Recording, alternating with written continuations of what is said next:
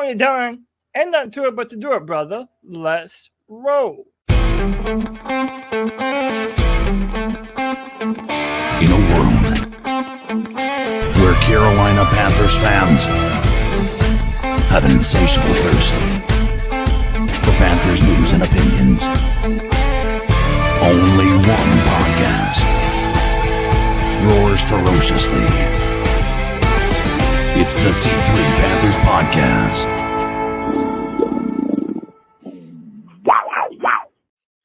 Hop in the van, Panther fans. We're headed to Indianapolis for the NFL Combine.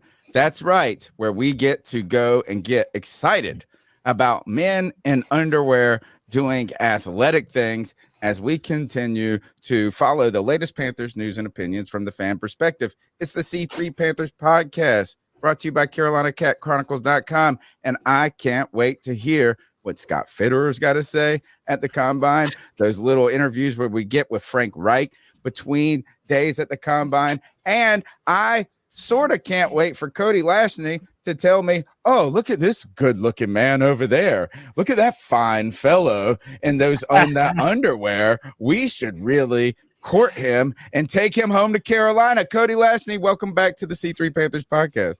Oh, Tony, it's that time of year.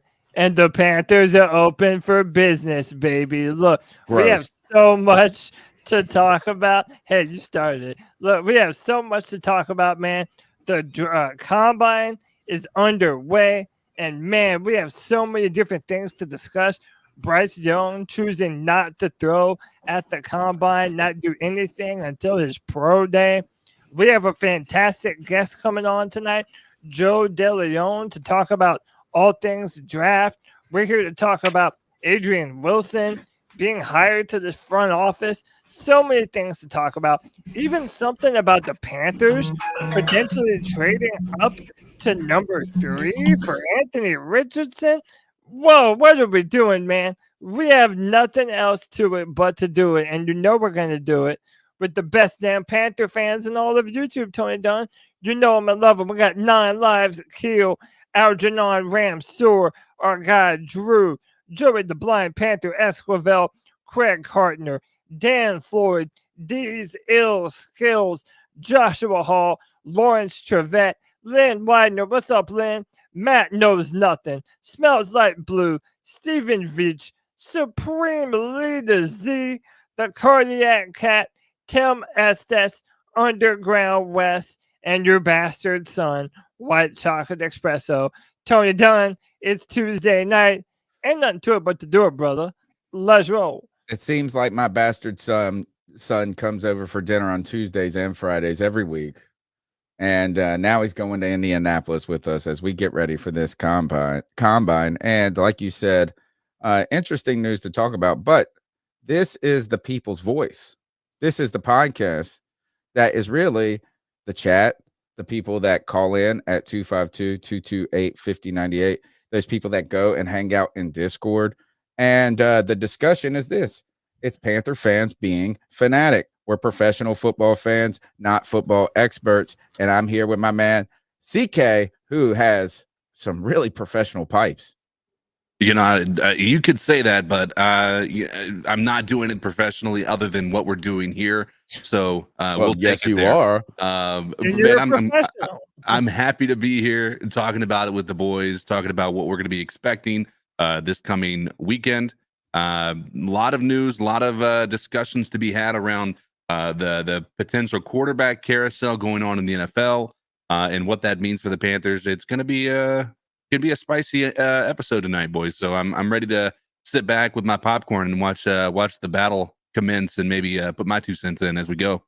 Did you know that there's a new emoji for the C3 super fans? Greg, I made a tinfoil hat emoji.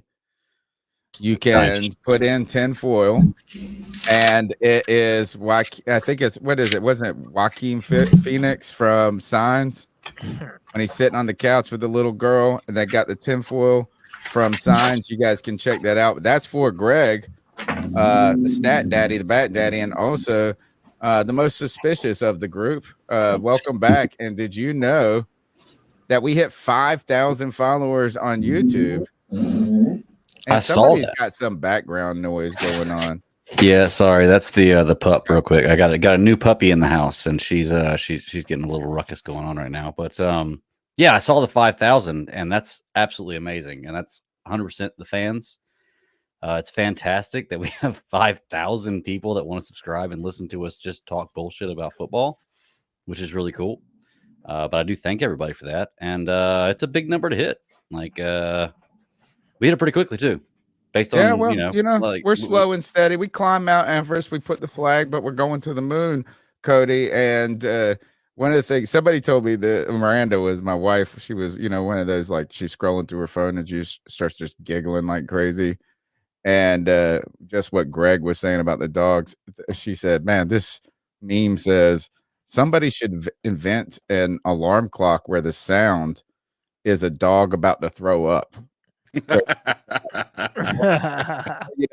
it's like your ass be out of bed in 2 seconds. That'll get you up pretty quick. Yeah, is that you hear that throw up? You're like, this. Dude, I've woken up one day to my cat pissing on an electrical socket. Oh gosh, dude! Yeah. I heard and that it. cat. Thank God it woke. Well, it's not with us any longer. You mean General So's? Is that how it? Is that how it went? Is that how that? Cat No. And actually, no, it's a different cat. Oh. No, this one, sadly, is the far stupider one. But yeah, no, she's still with us, and hopefully not. Did it look like that cartoon? Anymore. You remember in cartoons where the cat would get electrocuted and it was during the winter, and it was like icing outside. So I thought I was hearing like sleet hit the window.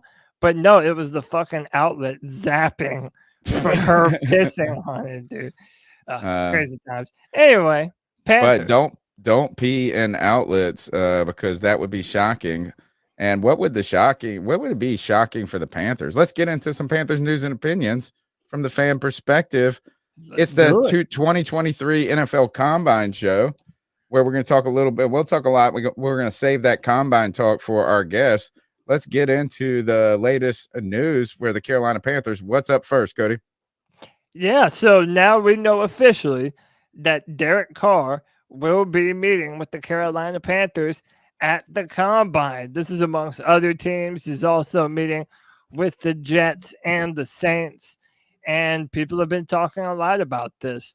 And it brings me to my first point, really, Tony, is that I don't even think the Panthers have a clear idea what they want to do yet. We're kind of just basically doing our due diligence, looking at all of the different steps that we might have to take to fill the quarterback position. And Derek Carr, I mean, listen, he might not be your favorite option for the Carolina Panthers, but he's certainly a better option than I think we've had on the market before.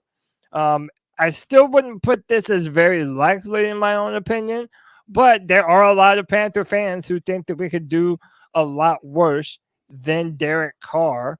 And then just to make this a well-rounded discussion, Peter King is reporting that the Panthers are not interested in trading for a 39-year-old Aaron Rodgers or Derek Carr. So we're kind of left to speculate, is this due diligence?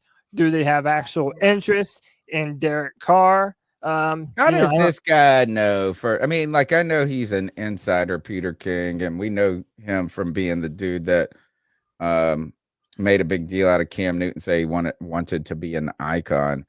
But you have reports that the Carolina Panthers are meeting with Derek Carr. How can you go ahead and say you're not interested? Basically, this sounds like, hey, it doesn't make as much sense from the outside. So I'm going to say that the Panthers aren't really that interested. Cody, let's start with Derek Carr. I don't know how I feel about it. Is that in one sense, I've been very supportive of the idea of that it's a necessity to walk into next season with a veteran. It would be malpractice not to. Who that veteran is, I don't want to overly fight about it. Is it Sam Darnold? Is it Derek Carr? Or as the Commanders, we'll see later on, and when we get to the news, released Carson Wentz. At some point, they're going to have to put somebody in there who has taken NFL snaps before. right? It's just at least to go into camp. That doesn't mean they're going to be the starter. It doesn't mean anything like that. So on one hand, I understand that dynamic. On the other hand, when that does happen, whoever it is, we're going to get into that relentless cycle of, is this a mistake? Is this a failed bridge? Then you got the Frank Reich storyline of doing, that was his problem in Indianapolis, where you go from Forsett to whatever. He went through the list of all those guys and then back to Carson Wentz. So if this happens, I kind of think it would be for the benefit of the Carolina Panthers. Like, I think they would get better with Derek Carr, but I'm also slightly intimidated by, is this the first part where we get like the unknown of the new coaching staff? Like, is it a mistake? Is it right? Is it Should they get Derek Carr? Well, I mean, it depends on what you're expecting. So, for example, if everybody has their eyes on the draft right now, and rightfully so. We're getting ready to talk about the combine, and all the big four, well, minus Bryce Young, are going to participate in some way. But here's the deal. If I'm just being very honest with you, I think Derek Carr is much likely to be a better starting quarterback next season for the Panthers than Anthony Richardson and Will Levis. And that's not to say I think you got to get those guys. And I'm not even saying that those guys can't end up being good quarterbacks.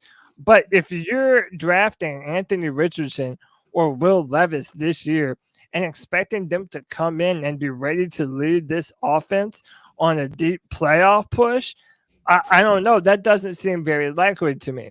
I think out of all of your free agent options, Derek Carr makes the most sense on that front. But a lot of people have what about problems with Sam Darnold? Well, and see, this is where we have to talk about it, because even though he's the best free agent option on the market, Derek Carr, he's probably going to be the most expensive as well. And then at that point, you're asking, well, would you be willing to sign Derek Carr to a 30 to 35 million? I mean, maybe not 35, but I've been hearing 30 to 35 million dollars a year. That's the money. That's the money. And for a lot of people, that's kind of too rich for their blood, and I understand that. I don't know. It just depends on how much you want to give up if you think that you're ready to compete right now. The one thing I will tell you, fans are going to hate it unanimously, because it's just going to seem like the Carolina Panthers doing the same thing year after year after year and expecting different results. Right. Yeah, let me turn it over to CK and Greg. You guys can go on this. If they were to get Derek Carr, pick anybody, say bring back Darnold, whoever they get, they have to draft a quarterback anyway. And would you be comfortable drafting a quarterback and just saying this is we're going to walk into next season with that rookie, Matt Corral, and that's it?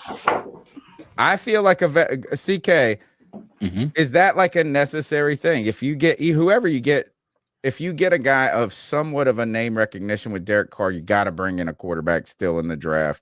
Could you reasonably go into 2023 with a rookie quarterback and Matt Corral? Would that be malpractice? I mean, I don't think anything at this point is malpractice compared to what we've dealt with in the past. I mean, at the end of the day, as Matt Rule would say, we're not going to go out and get Derek Carr and pay him $30 to $35 million to be a bridge quarterback, because he's going to get close to that. Sorry to say it, that is going to be what he's going to cost. So we're not getting him? No, we're not going to get Derek Carr and then go and draft a guy. Like, there's just no way. No? Like, yeah, that's what I think you should do. I think you should do 1 year, $35 million, and get your guy at 9 or whatever. And Derek then say Carr this. Is not interested in being a bridge quarterback, dude. I agree. Like, that is not his interest. Well, too right bad. now. Guess what? He's not interested in being good either, really. Well, I will guess say what? this. The Jets will probably give him a long-term deal. Right. But also think about this, though. At now, all the talk is, because there's so many quarterback needy teams, that we're pretty much, it's looking like we might have no choice but to move up in the draft if we want a quarterback, which I'm about to blow my lid on that later. I'll put the pause on that for right now and stay on subject. But the one positive side to Derek Carr is you're not giving up potentially 2 or 3 first-round draft picks to sign him. You know, it's into your free agency dollars. So then what? So is it rookie and rookies only, or is it rookie and Sam Darnold? And then pull up the next news note. Greg, go ahead, answer that question. Is it rookie and rookies only? If you trade up, you have. They're saying you have to play them. Right. I don't even think you should have. That's my point. Is I don't want to have to play them even if you trade up. What do you do here, Derek Carr? Your thoughts, and then we'll move on to the next topic. Well, here's the thing: is there are 2 questions, and one is the rookies and rookies only type question, where I don't think that it's detrimental to a rookie quarterback if he's a guy you think is a first round, that worth a top 5 pick. He should be able to start year 1. Like, I'm sorry, I just feel like that puts you in the level you should be able to start. So we got to ask ourselves a couple of questions. One is Derek Carr and what we're going to pay for Derek Carr. Should he sign a 1-year deal, which I'm in agreement with CK. I don't think he would. Is he worth that much more than just signing a Sam Darnold or going with a Matt Corral or playing a rookie quarterback? Because if he's not, like if we're going to end up with 1 or 2 more wins, still not make the playoffs and still not really make any noise, I don't see a point in signing Derek Carr. I would rather do the rookies and just let them play it out. We're sitting here advocating for Sam Darnold. That's what you guys are saying. He's the best you know option, what? I'm fine with now. it. Yeah. I'm fine with it. It's Sam Darnold, Matt Corral. Sam played well down the stretch. I don't care. He did. What Andy? I'll people be loved fine it. with Jameis. People loved it. People love to hate on Sam. I don't give a damn. I'm not saying he's the savior. I'm saying last year, at the end of the year, Sam Darnold played the best football that we've ever seen him play, and I think he's more mobile than Derek Carr. I don't think that should be off of the table. Yeah, I think Greg, you've convinced me. No, Derek Carr. And now we're going to have to talk about the trade up, not right this second. What's next, Cody? So the Panthers made another new hire, man. We just do not stop. Everyone that has a big name or that comes well recommended, the Panthers are interested in, man. So a big front office move. The Panthers have hired Adrian Wilson as their new vice president of player personnel. The former co-interim GM with the Arizona Cardinals beefs up the Carolina front office. So yeah, I mean, we're giving Fitterer some more assistance, giving him some extra guys in the front office. He's very well respected. And some people are saying, hey, maybe this even increases the chances that the Panthers go look for a DeAndre Hopkins, somebody who Adrian Wilson had experience bringing to Arizona in the first place. So, very interesting. What do you guys make of this? I think it's a move that is. Again, it's not something. I don't think it's a needle mover, right? It's fine that he's been put in the position, but I feel like with our coaching staff, and we tend to do this, and we can, look back and we could say that, we've hyped up this coaching staff quite a bit. It's okay to say that this was an average hire. I don't think that this we don't even know. Right. And the idea of going and getting D-Hop, there's just no shot. Number one, we're not going to be able to afford him and pay the people that we have to worry about paying. And on top of that, you're talking about giving away draft assets to be able to go and get him. And guess what? We need those to trade up in the draft, apparently.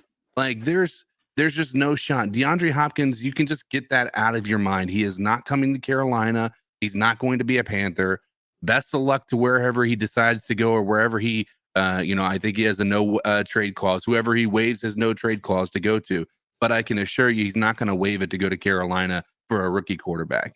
So now he actually doesn't have a say-so in where he's traded because of the PED thing. It waived his no trade clause. Oh, so nice. Now he doesn't. I don't even want that. He doesn't get a say. But on Adrian Wilson, he was a standout safety at NC State from 1998 to 2000 before being a third-round draft pick of the Cardinals and spending 12 seasons with the franchise. He retired as a player in 2015 and immediately joined the Cardinals as a scout, moving up to director of pro scouting in 2019 and being promoted to the VP of pro scouting in 2021. He served as the interim co-general manager of the Cardinals during the 2022 season after the firing of then GM Steve Keim. Can I talk about something real quick? Please. Like, everybody on Twitter was losing their mind that we were able to hire this guy. Like, it was this big. That is the most like basic resume I've ever seen of any court, like anybody. I don't understand why we're hype over this move. I'm not saying it's a bad move, but like, there should be nobody in their right mind that's looking at this and saying, oh my God, the Panthers are cooking. That's just not what this hire means. That's not what this was. Like, he was promoted to the interim GM. He didn't even have the full interim GM position. He was a co-interim GM, right? So we're on a high, bro. We're on a puppy love high. CK. I know, and I don't mean to bring us back down to earth, but come on, no, not every hire is an absolute bombshell of a hire. He might be great. This was a front office move that is a guy who's got an average resume. Like, there's nothing that's telling us this guy's he's coming. I agree. And he's coming from a organization that has done horrendous things from a talent evaluation over the past 2 or 3 years. Like, let's not sweep this under the rug. They went and signed JJ Watt, injury prone at the end of his career. They let go of Hassan Reddick while he was there in Arizona as well. Like, these guys, and they decided to draft Isaiah Simmons, who has been, an average, if not below average, at his position since, coming into the league. Right? They're not like out here like throwing darts at the dartboard and like just hitting bullseyes every time. This isn't a home run hit. It might be good. It might work out, but it's not like something that's going to be worth us getting excited about. Right? I also think that it fits the trend. I mean, we saw D'Angelo Hall being a part of the coaching staff now. We have a lot of former players who used to play football. Oh, now in other areas. This has nothing to do with Reich, though. But I think it has something to do with the former player movement getting into the front office stuff, and I think we're going to continue to see this. You don't think it has anything to do with Reich? You think? I mean, isn't that a problem? Don't you think? I think Reich should have a little part of everything to do. In the front office, we are it has to do with personnel, right? I think he is like an assistant GM. So it's basically Scott Fitterer's assistant and replacement. And he was doing what he is ultimately for what Steve Keim did for the Arizona Cardinals. So no, I don't think that's really, if the vertical structure of the organization is truly like what, traditionally it should be, is it's Tepper and Fitterer talking about these guys. Maybe Dan Morgan in the room saying, who do we want? Maybe the head, right? Is maybe you get some input for Frank Reich, but I'm with CK on this. And I don't want to, CK, like my son said, don't ruin our cocaine bear high. Is Panther fans are riding high on this coaching staff and all the moves that have been made. So right now, who cares who the person is? It could be a koala bear, and we'd be excited about it. And that even goes to the DC, like that's what my buddy from the outside, he's a Commanders fan. We got a lot of Commanders news later on in the show. And he said, who that man? I know that people like this Ajiro Evero, but everybody's like, oh, no miss, can't miss, right? Everything is can't miss right now. The one thing, and this one though, CK, you're right. Steve Kim, whatever his name was, maybe on the outs, but he took a leave of absence. Like, he resigned. And if this guy is so awesome, why was he not promoted? He knows the organization. And I hope the best for him. I hope he's great. But they went out and got this Monty Osenfort guy to replace Steve Keim. They did not go with him. And, so it's nice, but I think CK is bringing ultimately, a reasonable perspective here. Yeah. I'm not, it's like, I hope the best for him. I hope he adds to the team, but let's not like he's going to walk in there and all of a sudden we're getting freaking DeAndre Hopkins. This guy, we hope for him to do well. We should be talking about Dan Morgan. And really the question in the end is going to be, is Scott Fitterer's job truly on the line at this year? I've heard people talking about this. Does this mean anything for that? Are the Panthers preparing for the next phases of front office readjustment? Or is this them just loading up and getting Fitterer the people he needs to execute his job the best he can? And by the way, I also just want to point out what White Chocolate Espresso said. If he was a part of that Hopkins trade from Houston, that was indeed a steal at the time. And no, I hear what you're saying, CK. There's no reason to think that he's like some great thing or whatever. But again, the air of optimism and knowing that we still have other guys in positions of being able to make decisions. Scott Fitterer is still the guy in charge. We still have Suleiman in there on the cap.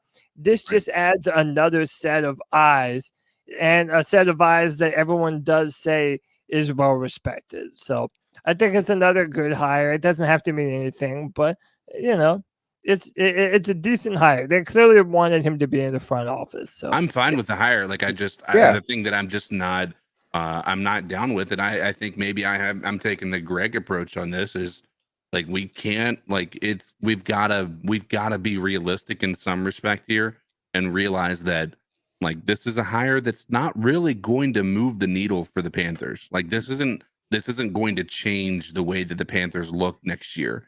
Or if it does, it's just gravy. It's great news, but you can't bank on that.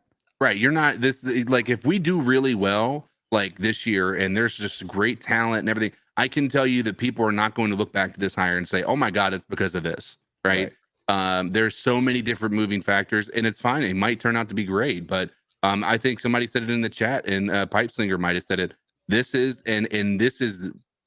I hesitate to say this because it takes away the merit of hiring a guy like him, but there is a long-term effect to this that could be impactful to benefit us, and that is the compensatory pick that you would get if he gets hired to another team and gets a promotion, right? So you're starting to talk about that when you have our offensive coordinator, our defensive coordinator, all the people that we've hired in this coaching staff. Like there is a real opportunity for us to be the next Rams in the fact that we're going to be looking at getting just like constantly compensatory pick after compensatory pick or the 49ers.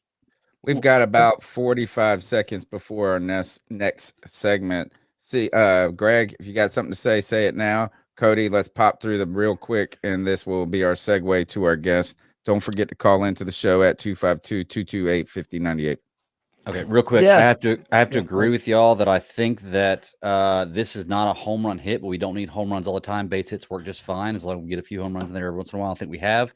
And two, I think we're not looking far enough forward with this. You guys are always stressing about the importance of a GM and coach relationship. You're saying this guy's the assistant GM basically, and that Fitterer might be on the hot seat. Like, let's look a little further forward. This may be a little more important in the future than we think. If he's on the hot seat, this is the assistant, and a coach and GM relationship is important. There may be more into this than we think. I'm not saying it's a home run, but let's not just look past it like it's nothing for a hire. That's all I'm saying. This is apropos, Cody, as we jump into the NFL Combine. What you got here, and then let's go to the guest. Yeah, man. So one of the big news stories that came out was that Bryce Young is not going to be throwing or doing any of the drills at the NFL Combine and instead waiting on his pro day. Man, I have a lot to say about this. I personally don't think that this is a great decision for Bryce Young, but you know what? We have a special guest tonight who's here with us to talk about all things NFL draft. He is Joe DeLeone from the Bleav in NFL Draft Prospects, and he is joining the C3 Panthers podcast to talk about this combine experience. Joe, how are you, brother? I'm doing great. We've been practicing your name, and when we practiced it, we got off. Now I was the one fumbling and bumbling. Joe DeLeone. You got it. I mean, you guys are both close. I've gotten much yes. worse butcherings. As long as it's DeLeone or DeLeone, you guys are No, I was listening to the show today. I was listening to your podcast today. I was like, man, I'm going to get it right. And then we were practicing and I was fumbling and stumbling. Welcome to the C3 Panthers podcast. Well, I will say I appreciate the amount of effort ahead of me coming on. The show that I was just on before hopping on here, one of the guys on it, and they were also live, was eating chips while he was asking me questions. I've never had anything like that happen before. So it's like a total 180 of going from that to you guys. I appreciate the warm welcome, and I'm excited to talk about the combine. Hey, we're an upstart little rinky-dink Panthers podcast, but we try and carry ourselves with the air of professionalism. But no, Joe, listen, we certainly thank you for being a part of the podcast tonight. I can't speak for my partners, but I don't have any chips near me, so I think we'll be good to go. Joe, I wanted to talk with you about this decision from Bryce Young to not throw or not do anything at the combine. And this isn't new. Andrew Luck has done this before. Sam Darnold did it. Even Joe Burrow chose to skip and wait until the pro day. But I also feel like Bryce Young, being 5'10", speculated at 185 pounds, might not have been in the best position to not want to go out there and show his abilities, especially when you have Stroud, Levis, and Richardson choosing to compete and do these things. What do you make of this? Is it a story at all? Is Bryce still a lot to go number one, or could this actually have an effect on his draft stock come April?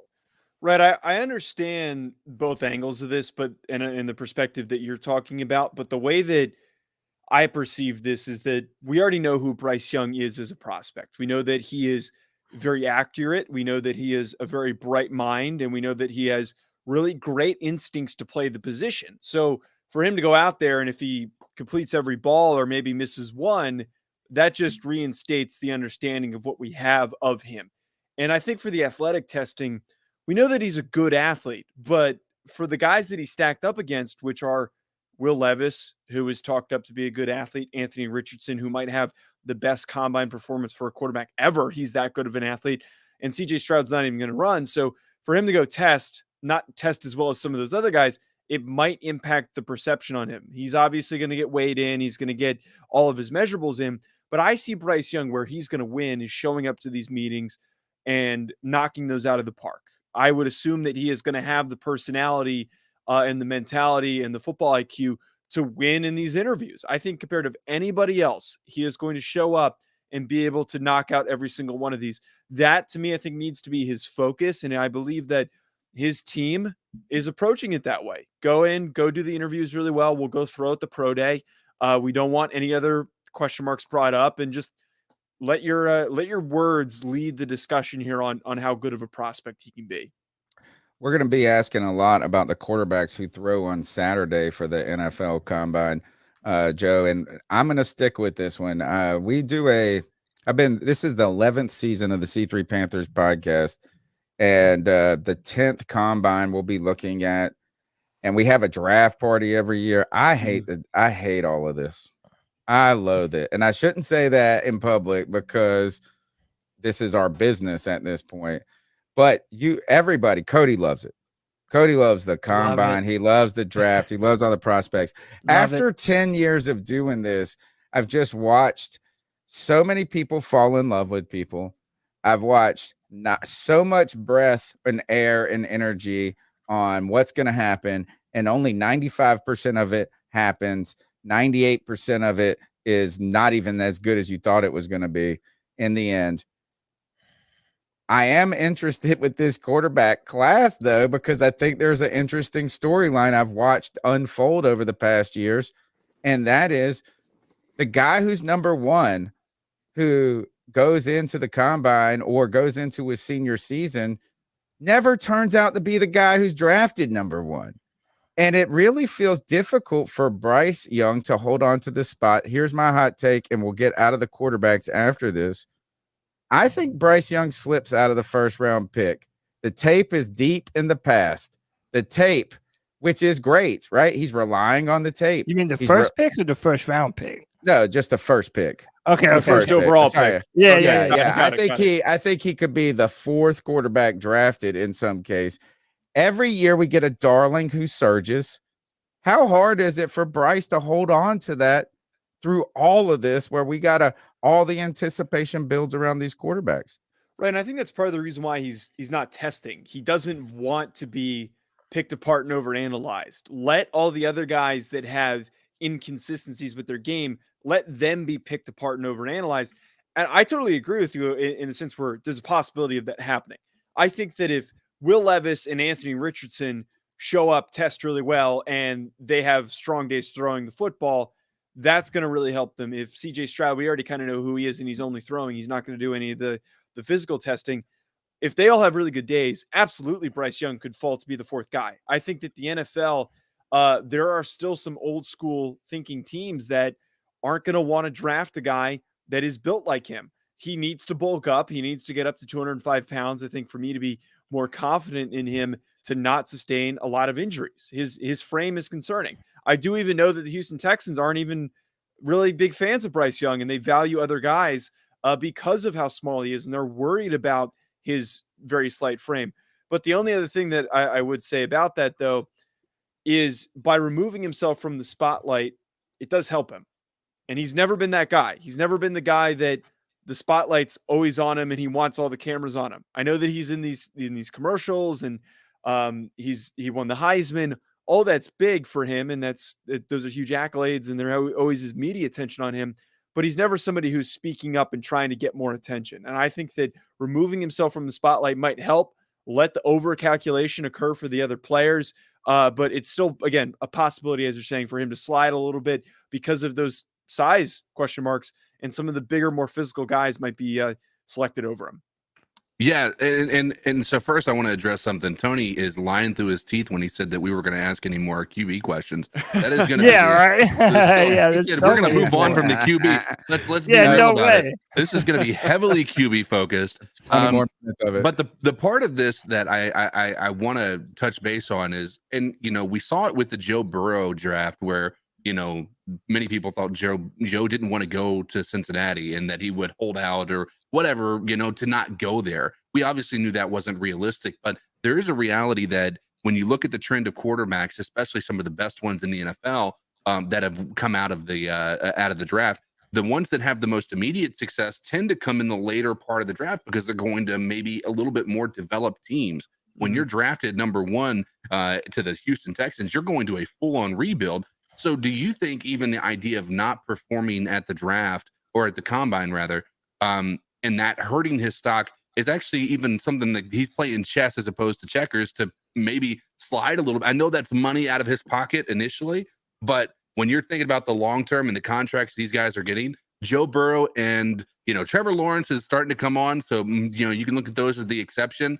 But when you look at the history of the number 1 overall draft pick at a QB position, it hasn't worked out on a very consistent basis. It's that 5 to 10 to 15 position that most of these guys have really thrived in. Do you think that kind of weighs into that decision? Is it a checkers versus chess type of mentality? I think in general, his approach is definitely going to be like he wants to step into the best situation possible. And I totally agree with that sentiment where if I'm Bryce Young and I'm his team, his agent, I don't want to be a part of the Houston Texans, as he mentioned. I don't even know if I want to be a part of a team like the Indianapolis Colts, which in a way have taken a massive step back. And then you look at a team like the Raiders, I'd be scared to death of the Raiders because I don't even know if they're going to be willing to pay me in a few years if they even have the money. Could. Exactly. Like I don't even know if they have the funds. Are they going to have to use more WNBA money to pay him is what that would take. But I mean, I would argue if I'm Bryce Young, I actually Bleav, and it might take trading up for this to happen. And I'm not just saying this because I'm on a Panthers podcast. I think the best situation for Bryce Young is the Carolina Panthers because he's the most ready to play. He is the most game-ready player because of how quick and reactive he is in his decision-making. But on top of that, like there's some really intriguing young pieces on this Panthers roster. There's some good receivers. The offensive line's underrated in some ways, and I think there may be a couple pieces away. And that defense is just loaded with young talent that's ready to really take that next step. But I would argue that if I'm Bryce, I want to play for the Carolina Panthers out of any of the other teams that are picking in the top 10. I think it's not a hot take I have. I think it's just a hopeful take that some other guys are going to surge as the distant memory of the college tape kind of falters. And this is, I don't know what Bryce Young should actually do. I think in some ways he probably should do some of the throwing drills, maybe do 140 if we could see him be fast too and not small. My two questions, and then I'm passing the mic. One, does Bryce Young drink like 7 gallons? Like, have you heard of guys drinking like the 3 gallons of water before they get on the scale and throwing up? And 2, does he do that? And number 2, who is if my thesis is right, who's the darling that surges after the combine in the quarterback class? Yeah, I think that Bryce definitely does need to add a little fake weight. Would definitely help him. Just a random like fun story. I just want to 192. Yeah, like 192. I'm still a little, if he's under 190, I'm gonna be a little concerned. Right. But, so I played in college and I signed with an agent very briefly. I was a long snapper. I was trying to get an opportunity. I was terrible. I was not good enough. But when I showed up to do a workout where they came and they weighed me and they put my name and my weight officially on stuff, I did that. I drank 1.5 gallons of water because I was underweight. I was a smaller long snapper. I was only like 210 and I needed to get up to 220. And I kept my phone and my keys in my pocket. So there are some tricks to try and beat this. So if I'm Bryce, I'm trying to do those tricks. Now Bryce tried to do it. It's making him millions of dollars. Me didn't net anything. Right. I didn't sign with anyone.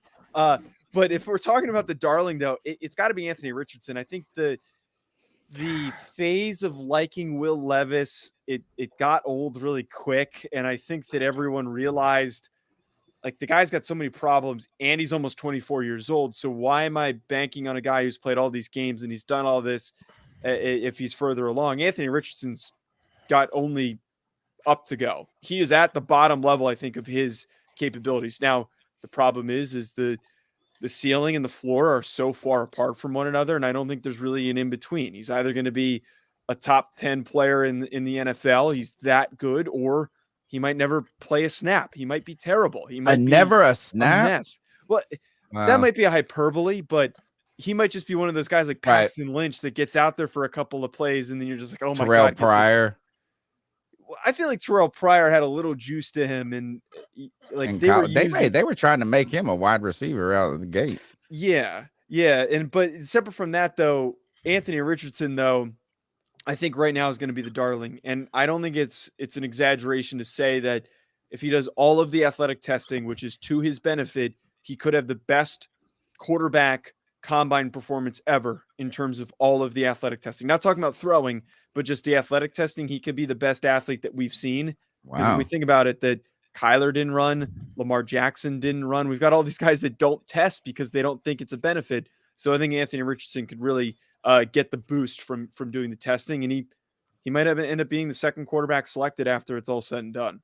So that kind of goes to my next question. And CK was definitely right. We're definitely asking more questions about quarterback. And you brought up Anthony. You brought up Anthony Richardson, and I wanted to stay on that. Matt Milner, ESPN draft analyst, he went on NFL Live and said that the Panthers are all in on Anthony Richardson. And listen, if you know anything about Panther fans, we have been so depraved of a quarterback for such a long time now that Panther fans are just desperate for us to draft a quarterback. But because of this year's draft, and there's so many other teams that are in the market for said quarterback, it seems as though it's going to be really expensive for Carolina this year if they did decide to move up. My question to you is, what quarterbacks are going to be available at 9? And are Bryce Young and CJ Stroud the only quarterbacks worth trading up for? Because I'm of the mindset that if you traded up to number 3 for Anthony Richardson, a guy who has a 54% completion percentage in college, he was like Josh Allen. He was only a 1-year. No, but even Josh Allen was more than a 1-year starter. He had a 56%, so it would technically be lower. Hey, I mean, I'm just saying it would technically be His lower. receivers were a lot worse at Wyoming too than what Yeah, Anthony Richardson had. right. So is it God. worth it for the Panthers to trade up for like a Will Levis or Anthony Richardson, or are those quarterbacks that they take with their number 9 overall pick? I see it that the only guys I would trade up for are Bryce Young and CJ Stroud because they're the most ready to play. Young more than Stroud. I think that Young can have an early impact, and then Stroud might be a year away because he needs to develop a better ability to read defenses and make decisions. He's very indecisive when things don't open up immediately, which is problematic. And we kind of see that with Justin Fields. It just happens with these Ohio State quarterbacks because of the nature of the offense that they play in. But I think very specifically for the Carolina Panthers, we're not talking about any other team here. I think moving up to get Anthony Richardson is not a good move for them in the long term. I think that Anthony Richardson is somebody who needs to step into a situation where there's a bridge quarterback in place that he can sit for maybe 2 years. Like, I don't know if this is a guy who year one can play right away, but Yeah. I can maybe compare this a little bit to Trey Lance, where physical tools are out of the world, but just really inexperienced. Doesn't have a lot. He's of games less under his belt. accomplished than Justin Fields. He's less polished. He's less all of those things than Justin Fields is. And when Justin Fields passed for us, and we went JC Horn, this is basically a similar type player, except for Fields was like good in college. We don't know anything about him. This is all potential. You're talking about Anthony Richardson, right? Right. Yeah. Like, if you think that the bottom is Justin Fields right now, he was good in college, though. He was really good in college. Like, we are really we're putting traits from one player, these players, onto guys we just expect, and we haven't seen anything from Anthony Richardson. Honestly, very little small sample set.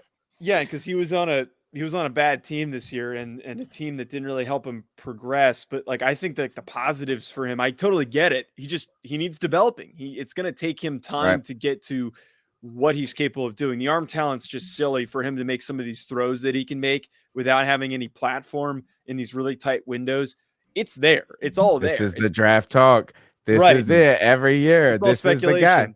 He's going to be number one pick. He's going to be the number one pick. Exactly. I can totally see it happening. I think it's realistic, but I just don't think for the Panthers that's the guy. I think they need somebody who's a little bit more ready to go in Bryce Young or CJ Stroud, because just think about what you mentioned earlier, where they've missed on so many guys, and they've been just kind of keep trying over and over again since Cam Newton. So to continue that process for another couple of years and then finding out he's not the guy and then have to hit reset again, I think that's just, it wouldn't be good for Frank Reich in this new regime. Yeah. Go ahead, Greg. Joe, that's actually a good little transition right there. You brought back up Bryce Young, and I have a question about Bryce Young. Like, I'm no expert when it comes to analyzing like college players. I can see talent a lot of times, but I'm no expert at it. And when I look at Bryce Young, I see a guy who's 6 foot, 194 pounds, 5'10", bro. Maybe. Listen, we're gonna see his best year. He threw for 4,800 yards, 47 touchdowns, and 7 interceptions. Okay. We had a guy in Carolina last year that his best year in college, who's 6'1", 200 pounds, threw for 46 touchdowns, threw for 43 touchdowns, 4,600 yards, and 6 interceptions, so almost identical to Bryce Young. And he's bigger than Baker Mayfield. So what is it about Bryce Young that makes me feel like he's different than Baker Mayfield in the NFL? Because I know that the NFL is more about throwing in lanes as opposed to necessarily being over the top all the time. But you have to be that kind of player that can do that, Drew Brees or Russell Wilson. Obviously, Baker Mayfield, who's a little bit bigger than Bryce Young, couldn't do that. What about Bryce Young makes me feel like he can when he gets to the NFL? I think the instincts for Bryce are way higher than what Baker Mayfield had coming into the league. And I haven't really seen Baker develop those instincts very much in his career early on. I do see the value in Baker Mayfield, and I do understand that, that thought of him maybe still being able to figure it out. But with Baker, he was playing in an offense that was not very comparable to the NFL. I saw what Bill O'Brien was running at Alabama and Bryce was playing in is setting him up for success in the NFL. And what excites me so much about him is the reactiveness, but also not only like reactiveness means nothing if you're not making great decisions and you're not making big splash plays. He was always bailing his offense out when things weren't opening up. He always knew what to do and seemingly was making that right choice that not only moved the football, but also made a big play to keep his team in games. I watched him do it against Texas. I watched him do it almost against LSU and almost did it against Tennessee as well. He kept and pulled his team back into games so much this season. And I think that is just a rare trait that you don't always get with quarterbacks. I feel like oftentimes, because he's also a good athlete too, that doesn't get talked about enough, but I feel like oftentimes with quarterbacks, we fall in love with the Anthony Richardsons in the CJ Strouds without acknowledging like, well, can they actually accomplish this stuff on the field? Can they bring it to fruition and be a consistent playmaker? Some of them can. I know that Bryce Young can do it, and I don't want to overthink a guy like that because he's just been a gamer. He's been a playmaker all throughout his college career, I think more than Baker Mayfield. Okay. Yeah. So again, everybody wants to talk quarterbacks, but I actually do want to get your opinion on something. And it's actually about a quarterback from last year. See, we have Matt Corral on the team, and there's a lot of Matt Corral fanboys amongst the Carolina Panther faithful, I myself included. I would like to see Matt Corral at some point get a fair shot. But where would you rank Matt Corral in this year's draft class? Did you have him behind the top 4, a lot behind the top 4? Like, where would you stack them up? And then this will probably be my last quarterback question. Well, I mean, quarterback questions I think are really important for a team like the Panthers. So, right, but more than any team, because that's the one thing that they've been missing, I feel, for a long time, as you brought up. But man, Matt Corral, if I were to rank him up against these guys, he'd probably be 6 behind Hendon Hooker for me. I think Corral's got some traits. He's got a lot of tools he's got some tools to work with, but I'm a lot more excited about the remaining group, which is Young, Stroud, Richardson, Will Levis, and then Hendon Hooker. Where Matt Corral was selected is realistic for where he should have belonged being selected. A high upside backup at the most that maybe could turn into a starter. There's a possibility he might challenge for the position, but we don't really know what his development's been like. And I think that how bad last year's class was kind of boosted the projection on him because of just there were no options. Everyone was talking about Malik Willis. Everybody was talking about Kenny Pickett and talking them all up. But the reality of it is I don't think any of them would be in the top 5 compared to this year's grouping. Do any of these quarterbacks fall to 9? Or is this a complete, if you want one of these guys, you got to trade up to get them? I certainly think that there's a possibility, but I don't think it's a very large one. I think realistically, it's very slim. I think that as soon as one team trades up, there are going to be a bunch of at least 2 other teams that will try to make a move and trade up. So if there's 3 guys off the board already, that's going to be a lot of wishful thinking for the Carolina Panthers to still end up with being able to get their guy. I think more than ever, because of so many teams last year deciding to say, I'm good, I don't want to touch any of these dudes, that now more teams than ever are desperate. So it's going to drive up that asking price. It's going to drive up the desperation for teams to move up. So realistically at 9, I don't think it's very likely. Yeah, I kind of hear that too. That's pretty much what all the rumors and all the talk has been. But Joe, so as we kind of hinted earlier, I love the draft. Tony can't stand it. So we've been doing this segment where I convinced Tony to care. And recently we've previewed 2 prospects, Michael Mayer, the tight end from Notre Dame, who I like a lot, and Tyree Wilson, the edge player out of Texas Tech. Now finally outside of the realm of quarterbacks, what are some players specifically that you think people should have their eye on as we're going to the combine? Some players that you think might have the chance to significantly raise their stock from maybe even a day 2 prospect to a first night prospect. Yeah, I think one who immediately pops in my head is Will McDonald from Iowa State, and he's already been a bit rising. And he was somebody who played out of position in that 3-3 stack at Iowa State, where he was basically playing as like a heavy end. He's going to be a stand-up rusher in the NFL. Long, twitchy guy, very, very underrated athlete. He showed some positive signs at the Senior Bowl, and I think he's going to test really, really well. Outside of that, though, like I think Tyree Wilson, him not participating kind of sucks, and I wanted to see what he was going to do amongst these amongst this grouping of edge players. Lucas Van Ness from Iowa is another guy. Funny that we've got two guys from the state of Iowa that are big time edge prospects, but Lucas Van Ness is another big, bulky guy that I think has a lot of physical tools that has made him a riser throughout this process. I'd also pay attention to Brian Brzee, I think, who's got not enough positive outlook throughout this process, but the guy is just a freaky, massive athlete. He is just a very, very powerful kid that top recruit that is going to shine in these circumstances because he was so highly recruited. And then I throw out one more who I don't think is getting enough love right now. Kalijah Cansey. I know it's a lot of defensive linemen. This is a very defensive lineman heavy draft. Please, we need defensive linemen. So please. That's Thursday. That's Thursday of the draft. So yes. Tell us who to watch on Thursday. It'll be the first day of the not of the draft, of the combine. Yeah. Defensive line and linebackers. These are all positions interesting to the Carolina Panthers. And mind you that we're also kind of switching to a 3-4 defense. So who should we be looking at on Thursday? Not who should we, but like what should we maybe pay attention to? Yeah, I don't think that the one guy I was bringing up, he might actually not fit the scheme, but Kalijah Cansey though from Pitt is very undersized. It's a very weird draft for having all these really undersized guys at various position groups, but he's 6 foot 280. He might be even smaller than that. He's a really freaky athlete though. He is crazy fast. He's got great feet, and I think that he's going to test well on the bench. He's just a crazy strong short guy playing defensive tackle that is a menace for opposing offensive linemen to deal with. So I'm a really big fan of Kalijah Cansey's. I want to pay attention to him, see what he does. I got one more that I want to throw out there that I didn't want to forget, actually. Jalen Hyatt, for adding a receiver from Tennessee. Yeah.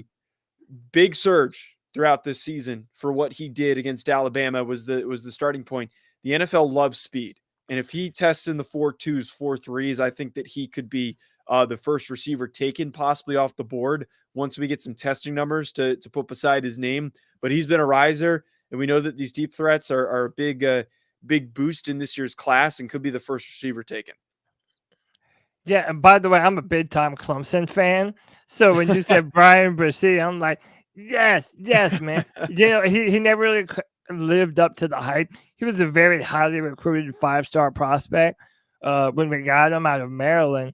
You know, he went through a lot last year. His little sister died. Mid-season. Very, very sad story. He dealt with a lot of injuries, but he's definitely someone that has a ton of NFL upside. Joe, would you say this is a bad draft class for offensive linemen? I know Peter Skonkowski, I can't even say his name, the Northwestern offensive tackle was probably the highest on that board. What do you make of the O-line class this year? Yeah, I think at tackle, and I think more than ever, we're going to have guys that are drafted that are tackles that might get bumped into guard. Like Cody Mock's the first one who comes to mind, is somebody who I think is going to get bumped inside. I think at tackle, there's a fine group. You know, we've got guys like Peter Skoronski that you mentioned, Paris Johnson Jr. from Ohio State, Jalen Duncan, Broderick Jones from Georgia, who's a very tradesy player. I think Darnell Wright from Tennessee is a good right tackle prospect, the best right tackle in the class. Outside of that, though, with interior offensive lineman, Osiris Torrance is a great guard, and I like Steve Avila. Massive drop-off. Those are the only two guys that I think can step in and be starting caliber players. At the very least, really good backups, but it's just all backup players for me at guard. I think at center, we've got 4 guys to pay attention to. John Michael Schmitz from Minnesota, Ricky Stromberg from Arkansas, Joe Tippmann from Wisconsin, and then Luke Whippler from Ohio State. And then similar to the guard position, massive drop-off to only guys that are really only going to be backups at the next level. So for the most part, it's top-heavy at tackle. It's top-heavy, very top-heavy at these interior spots. There's certainly guys to go get, though. I think there's certainly guys you can grab. Nice. Final two questions for you. Thank you for being so generous with your time. Of course. One is, what do you think about Keaton Mitchell from East Carolina University, ECU Pirates? He's so fast. He's a little guy that can play running back. I don't know if you've heard of him. Lifelong ECU Pirates fan here, live in the town.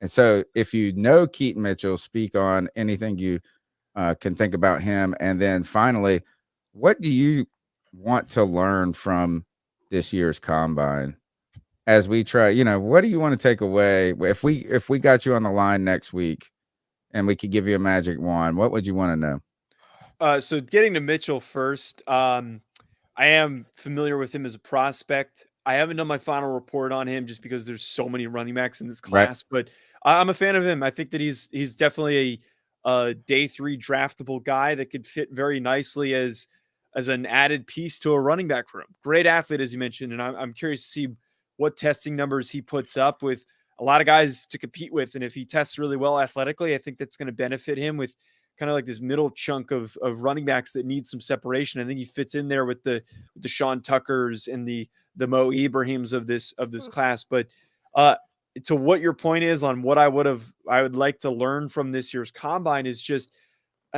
how does this fit? And, how does this shake up and where will the separation be? And I know that we spent all this time talking about quarterbacks, but I think more than ever this year, there needs to be separation created. And I want to know for sure if there is a massive drop off after those top 2 guys with Bryce Young and CJ Stroud, where is the separation for, and how close behind are Anthony Richardson and Will Levis? Do they look a lot cleaner than they showed up on film?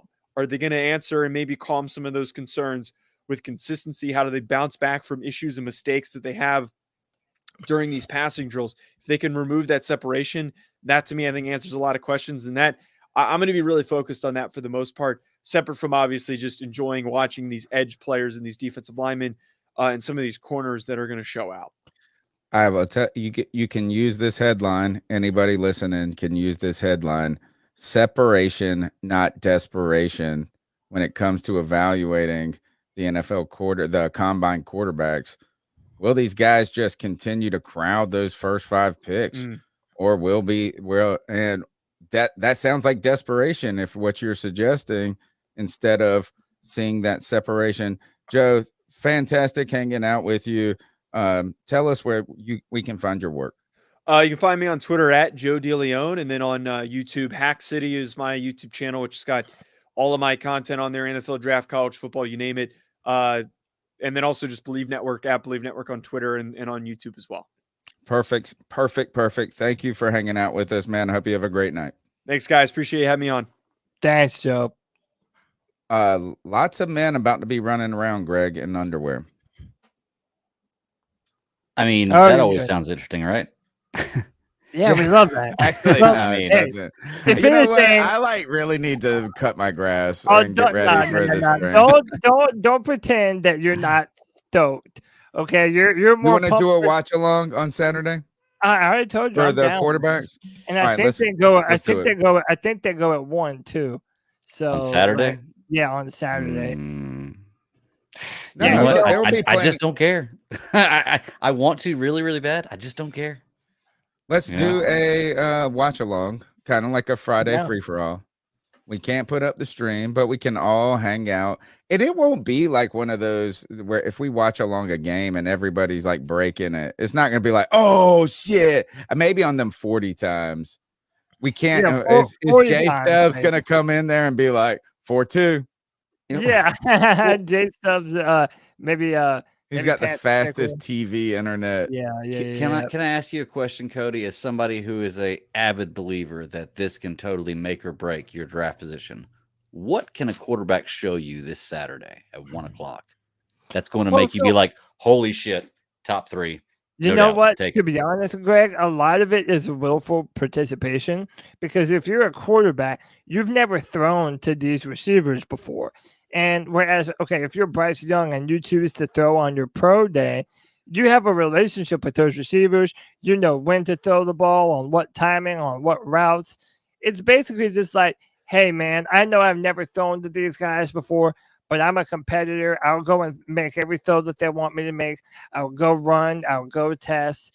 I'll essentially do everything to show these NFL teams that I'm the guy for the job. And more specifically, if you are Anthony Richardson and you're, NFL teams are worried that you've only started 13 games in your entire college career, you really just want to participate in everything that you can to build yourself a better NFL credit score, so to say, for lack of a better term. There isn't like something specifically that you'll be able to see at the combine where it's like, oh, they didn't do that on film, but then they did it here. It's like that just doesn't happen. No, it's more of a participation. I think this is gonna hurt Bryce Young. I think so too. I think I am so, and I don't know anything about any of these guys, but I don't think he's going to be the first quarterback picked. And I think this is that our guest made a ton of good points of why you could hurt yourself in this, but I almost feel like he said he's going to win in the interviews. What he just really needs to do is run the 40 for us, and he needs to weigh in and get measured. And if he did one throwing session and just looked crisp, it would just be everything you wanted to see. Now, what's going to happen is you're going to have Richardson throwing 70 yards off his back foot, and people are going, oh, man, like you said, and then Levis is going to be big and fucking strong and somewhat fast and throw like a 1,000,000-yard deep ball. And then we're all going to be like, oh, I guess we got to watch Alabama highlights to figure out what's going on here. Yeah, I just feel like he just needs to prove he's the most polished. Yeah, but I mean, the film is what's going to say that the most about him. Mm-hmm. But listen, whether this is fair or not, we never do that. Whether this is fair or not, what it looks like is he doesn't want to be compared next to the three bigger, stronger quarterbacks. And he shouldn't go at all in this draft class next to him. Then he shouldn't go at all. If he's not doing any of the drills or any of that shit, he should just measure at his pro day. Mm-hmm. That's where you're right. Go get your measurements. Like fucking tape measure and the scale are all the same. If we like really just check them. And if all these teams are going to come interview him, he doesn't have to go to the combine to catch these teams' attention. If he should not go at all, then. The only reason I have to push back on what you say, Cody, about how the willingness and like being able to throw to receivers he's never thrown with before. Oh, he isn't. I've got to push back on that because look, man, I'm 38 years old. I'm not in great shape. Okay. I'm not a great thrower of the football, but I can do it pretty decent. I was at my daughter's 16th birthday party the other day with 6 teenage boys, and we were playing 3-on-3 football, and I was the quarterback. And I was hitting 15 and 20-yard passes to guys I've never met before. Oh, you were whipping some ass. So I don't think that them being able to throw to an open guy with nobody rushing them really, really makes a difference about how I think I can do that. I can connect a 20-yard pass to a guy I've just met the first time before the snap. Yeah, but I'm just saying. if you went there and ran a 4.41 40-yard dash, maybe okay. that might change things. And like Joe was saying, Kyler Murray, Lamar Jackson, for whatever reasons, they didn't run during their combine. Whereas if they had, it would have made headlines because of how fast they are. If you're Anthony Richardson, will the Texans pick Bryce Young first? Yeah, let's just get a yes or no, and then we'll move on because we have our opinions will change 200 times by the draft. I mean, right now, Bryce Young, is he the first Bryce round? Young is a Texan next year. I would say so, and I think D'Amico Ryans is going to be the type of player that's going to like Bryce Young a lot. So yeah, I would say right now he's probably still going number 1, but it wouldn't shock me at all if they drafted CJ Stroud instead. See, my vote is just no, that he won't be the number 1 overall pick. I almost feel like if those are odds in Vegas, I would take them right now. Let's go into some cat calls. The number's 252-228-5098. We want to get your opinion on the combine, what you will be looking for, what if the Panthers should trade up or whatever the heck you want to talk about. Remember, it's the People's Voice podcast. Cody, let's get to the calls. So what are your thoughts on catcalling? Yeah, it's pretty. You shouldn't do that to somebody. And how did that make you feel? Very uncomfortable. So how do you think catcalling makes the person feel? It feels good, like. Who's that cat sitting in the back corner with his face buried in his nose? Who's that kid that can use one?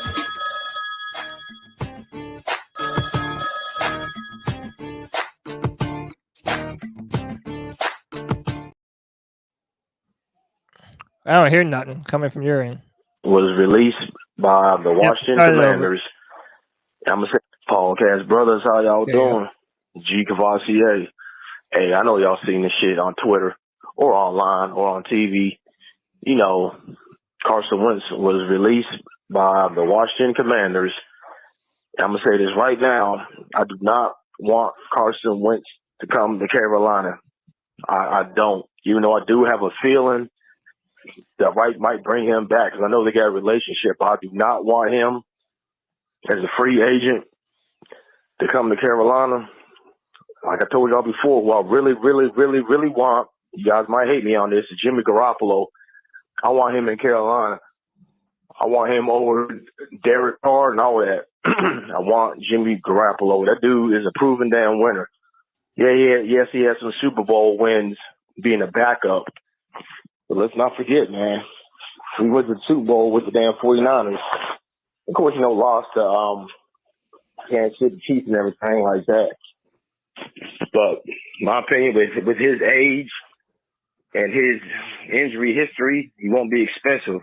That's my opinion, So give me a take on that. And before I let y'all go, what y'all think about Bryce Young not throwing at the combine? Yeah, perfect. That's kind of weird, ain't it? That's weird as hell. Like I said before, I got a feeling one of these daggone quarterbacks is going to fall. Either Bryce Young, Stroud, Levis, Richardson, one of them boys is going to daggone fall, man. Give me your thoughts on that, y'all. Keep pounding. Keep pounding. Listen, but before we do, I want to take a moment to real quick, just say a very happy birthday, a C3 happy birthday to Panther Gal in the chat, celebrating her 50th birthday today. Happy birthday, Panther Gal. Hope you have a fantastic birthday. Happy birthday from the C3 Panthers podcast. That's special. That's big time. Mm-hmm. And then also earlier, White Chocolate Espresso with the $4.99 love bomb says if Bryce was AR size, he'd be a lot first overall. If AR was Bryce's size, he'd be a fourth round. I agree pick. with this 1,000%. It's true. Yeah. Bryce was a lock. Time hurts the number one prospect. Time and distance and space hurts Bryce Young. You're going to fall in. From actually playing? That's what you mean? No, from being the hyped number one. It's like this. It's like having a beautiful, wonderful woman that you love and you're in a relationship, but it's long distance and they're gone for the semester. And then there's these other girls that are walking around and not as good as the girl you're in love with, but they're present. Bryce Young, we just haven't seen him since December. Yeah, that's what I mean. You it's just like the long distance relationship. We just have to, and then people are going to continue to say, oh, he ain't that great. She ain't that great. Yeah, she's so nice. She would be a great wife. But look, she's a little undersized.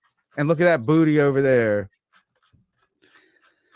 So they're gonna fall in love with somebody. Somebody is gonna be falling in love with, and it's gonna be hard for Bryce Young to maintain. I don't think he's the number one pick.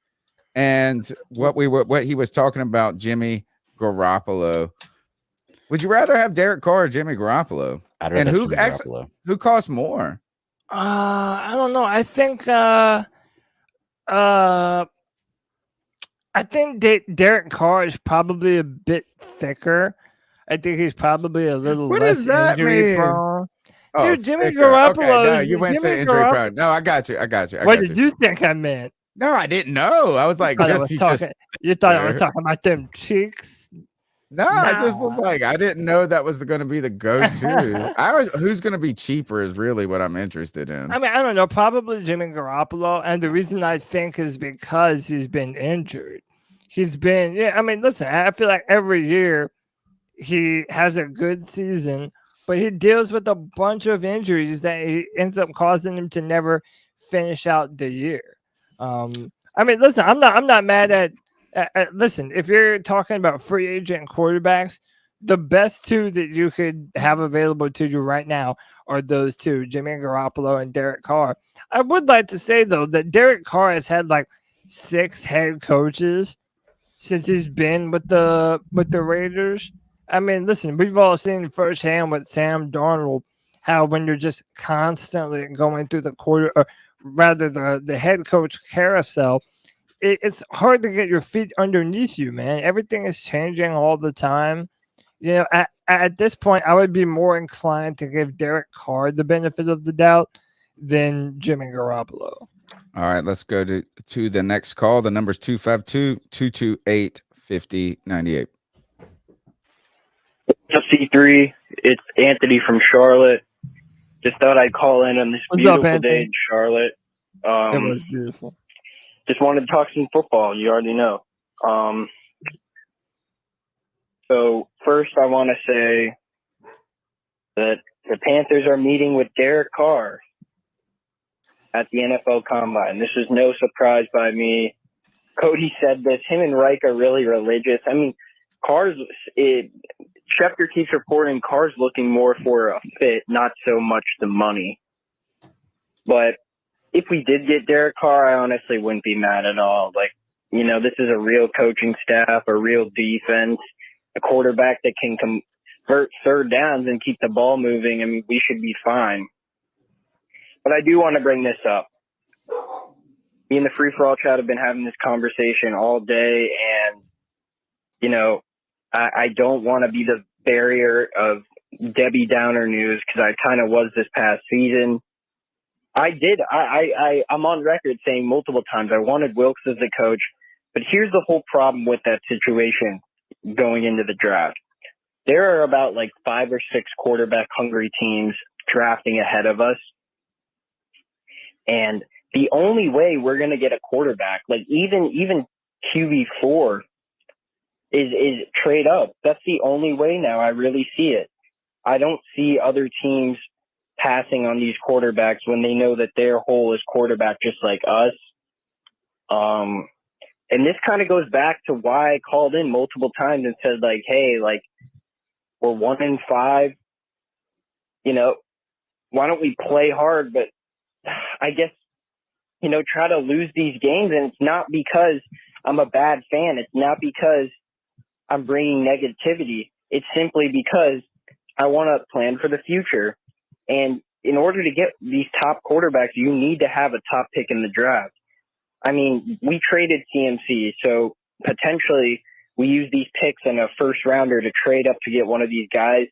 But it's really hard to see it, man. Like, I really hope we do. But the point of what I'm trying to say is that having the pick number 4 or 5, you know, winning like 2 less games would have helped a lot going into this draft. Because we're never going to be able to tank under David Tepper. He wants to win now. So all the people saying, let's go get Drake May and Caleb Williams, yeah, that's not going to happen.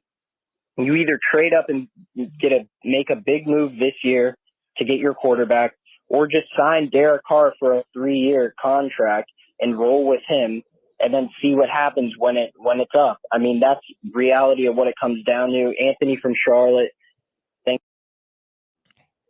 Anthony, appreciate you, brother. Fantastic call. And listen, dude, I'm going to tell you basically what I told you in the Friday or in the chat that we've got going.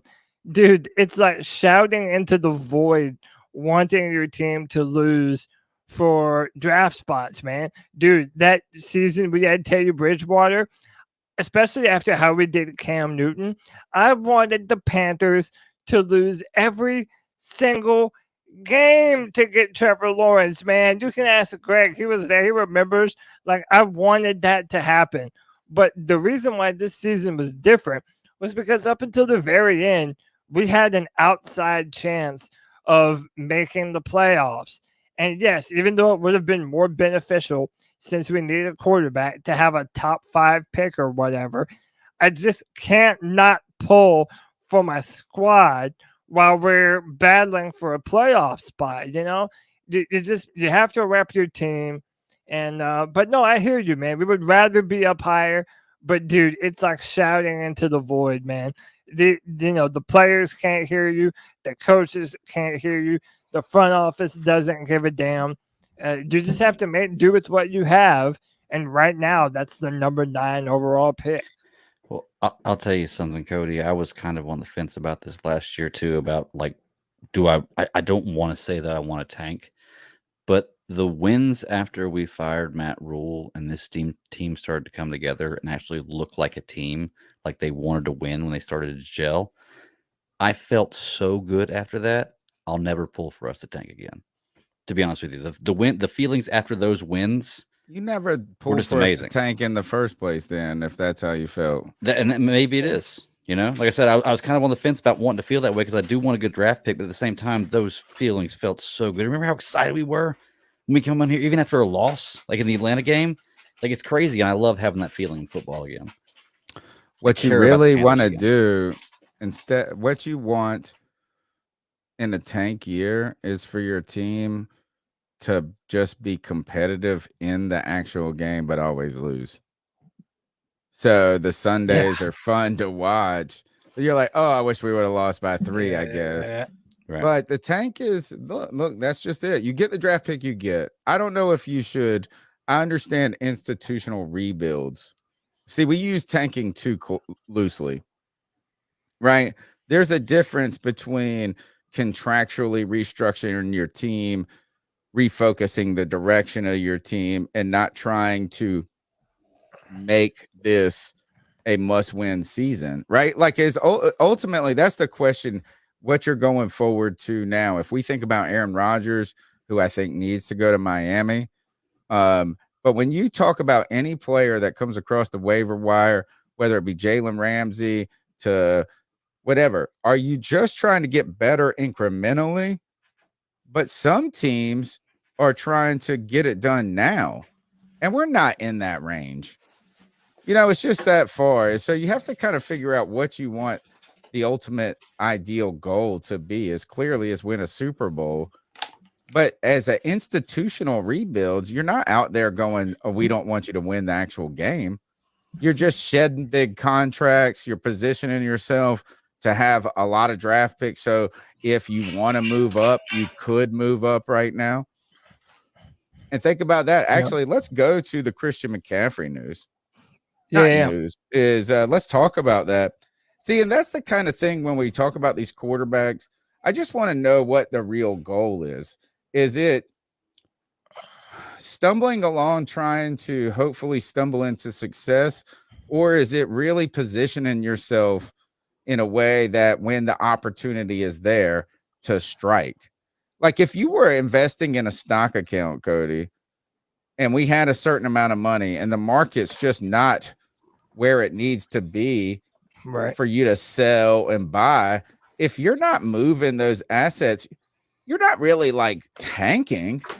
It's just you structuring your accounts and timing the way you want to do it.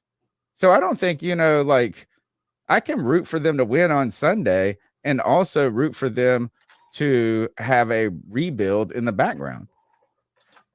Okay. Yeah. Yeah. I mean, you laid it out perfect. Ideally, you want your guys to be competitive, but if you need a quarterback and it's going to benefit you to lose, it's like in the back of your head, maybe you're feeling that you want them to lose. But again, Tony, my entire point was that this season, it was different from previous years because even at the very end of the season, we were still playing for something. Yeah, the NFC South was bad, but as long as you have the chance to compete, I just think that you have to pull for your squad, man. I think once you that's why this promoted, was different. once you promoted Steve Wilkes to that position, you Yeah. got better. You just got naturally better. Yeah, for And sure. so the idea then is I don't even think you could tank better than what Houston and the Bears did. Like, I think even if we tried to tank, we would still be like 2 picks ahead of where we're at now. Yeah, Well, but it's funny because Houston even almost won a few big games Were that they- they shouldn't have won. You know. yeah, Are they number 1? What's the order real quick? The first 3. Chicago's number 1, Houston's number 2, Arizona number 3. Then Indy. And Arizona has hinted that they want to trade down. Yeah, Indy's number 4.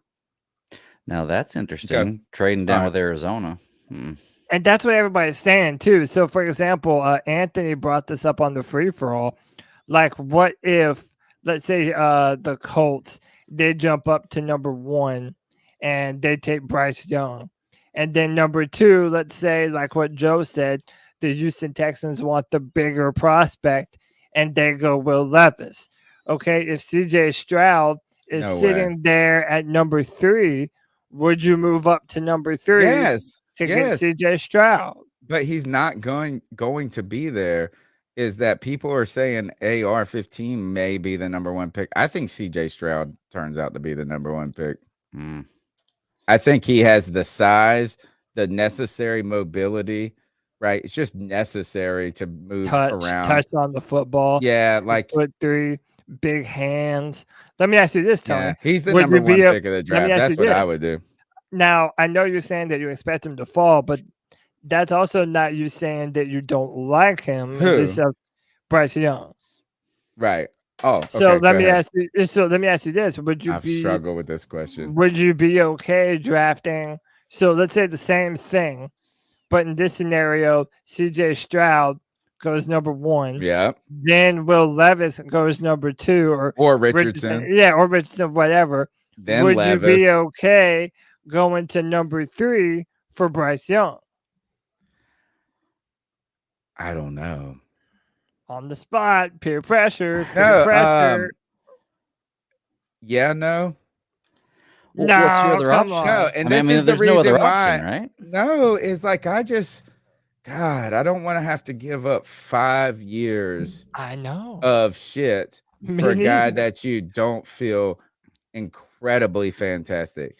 Now, if he dropped to 6, the 6th pick or something, like like it didn't take, like if it just took this year's first, a second from this year, and like a second and a third from next year, the Christian McCaffrey, all right, I'll move up 3 picks. But I don't know if I'm ready to put 2 first-round picks for a guy that's 5'11", and I just feel like it's a little rich of a bet for me. But if he comes, my question really is this: is if he's the consensus number 1 right now and has been for so long, if he gets there at 9, right, wouldn't that be the most ideal situation? Is that people kind of get a little concerned about his size. They fall in love with some other guys. Somebody trades back and does something weird. And maybe you're there at 7 or 9. Yeah, but also you just have to pull it, right? But remember, a few years ago, though, you were all in on Tua. You really liked you some Tua. I still would have been happy coming out of Alabama. And maybe remember Tua, that tank for Tua? Oh, he's a great example of what I'm talking about. Actually, is the guy who has been the number 1, who has the tape, who has the advanced and polished. But Tua also had all the. Tua had the injury history, though. He did have the injury. He did have the injury, but exactly another reason he went from being the guy to a guy. Yeah. I was at one point tanked for Tua on this show, and I would say this is if Tua was there at 9, I would take him. But what I'm saying is though, like if you like Tua, I would argue that you should like Bryce Young even more. And I do, but I don't know if I didn't say trade up 5 years of picks for Tua though. No, I hear you, but dude, and that's why I said at the start of the show, the Panthers are basically turning over every rock to see what's underneath. I think we should. What's behind every door? I don't think the Carolina Panthers right now really know what they want to do, because I think whenever we balk at the amount that it would take to trade up, they probably think that's really expensive also. So they're exploring every option that they have available to them right now. And the evaluation that they do on each of the 4 quarterbacks this year, it's going to be the most important set of quarterback evaluations in the history of the Carolina Panthers. This is what's infuriating to me, Cody, is that all of these questions are fine if we just got this guy at 9, whoever he is. Pick whatever quarterback you want and say they were at 9. The trading of into any top 5 or top 10 picks is just very expensive. It doesn't even matter if it's just swapping up one pick or something. No doubt. It is expensive. But we should have then, and people are going to hate me in the chat, we should have just drafted Justin Fields then. If that's what you want, is like what you're talking about, every one of these guys is just Justin Fields. They are just Justin Fields. And he was there for us. And he had all basically the same question marks that any of these dudes had. I like Justin. I liked him. Right. But I just don't like the idea of leapfrogging for guys. Yeah. That have a question mark. Now, and by the way, this is what Anthony's call was saying too. He's like, if we would have lost a few more, we wouldn't even be having to worry about this. But I don't think that's the case. How many more? Maybe one more. We'd have been down to about 6. Yeah, but even 6 might not be enough. And that's my question to you guys. What is the contingency plan? What if we're at 9 and there's a rush on quarterbacks and we don't get one? Hand in hooker. 4 guys. Trade Get back. the fuck out. Get out. Trade back. Yeah. But also build up. What are we going to do? Build up draft capital for next year. I would trade back a little bit. Or not Will Greer. Better than overpaying. There is a picture floating around on, I've been trying to track it down on Instagram or whatever. And I saw it in a news article. It's like, oh, this trending picture. And a lady bought a 1999 Ford Escort or some shit like that on an 8-year loan. And her payment is $219 a month. So this car is like 25 years old. She's on an 8-year loan and the payments are over like $220 or some shit like that. It's like the worst. I just don't want to overpay for a nice Camry. That's the situation that we find ourselves in, man. And a lot of people are saying, well, next year they have 2 prospects that would be ranked higher than any guy in this year's class, in Caleb Williams and Drake May.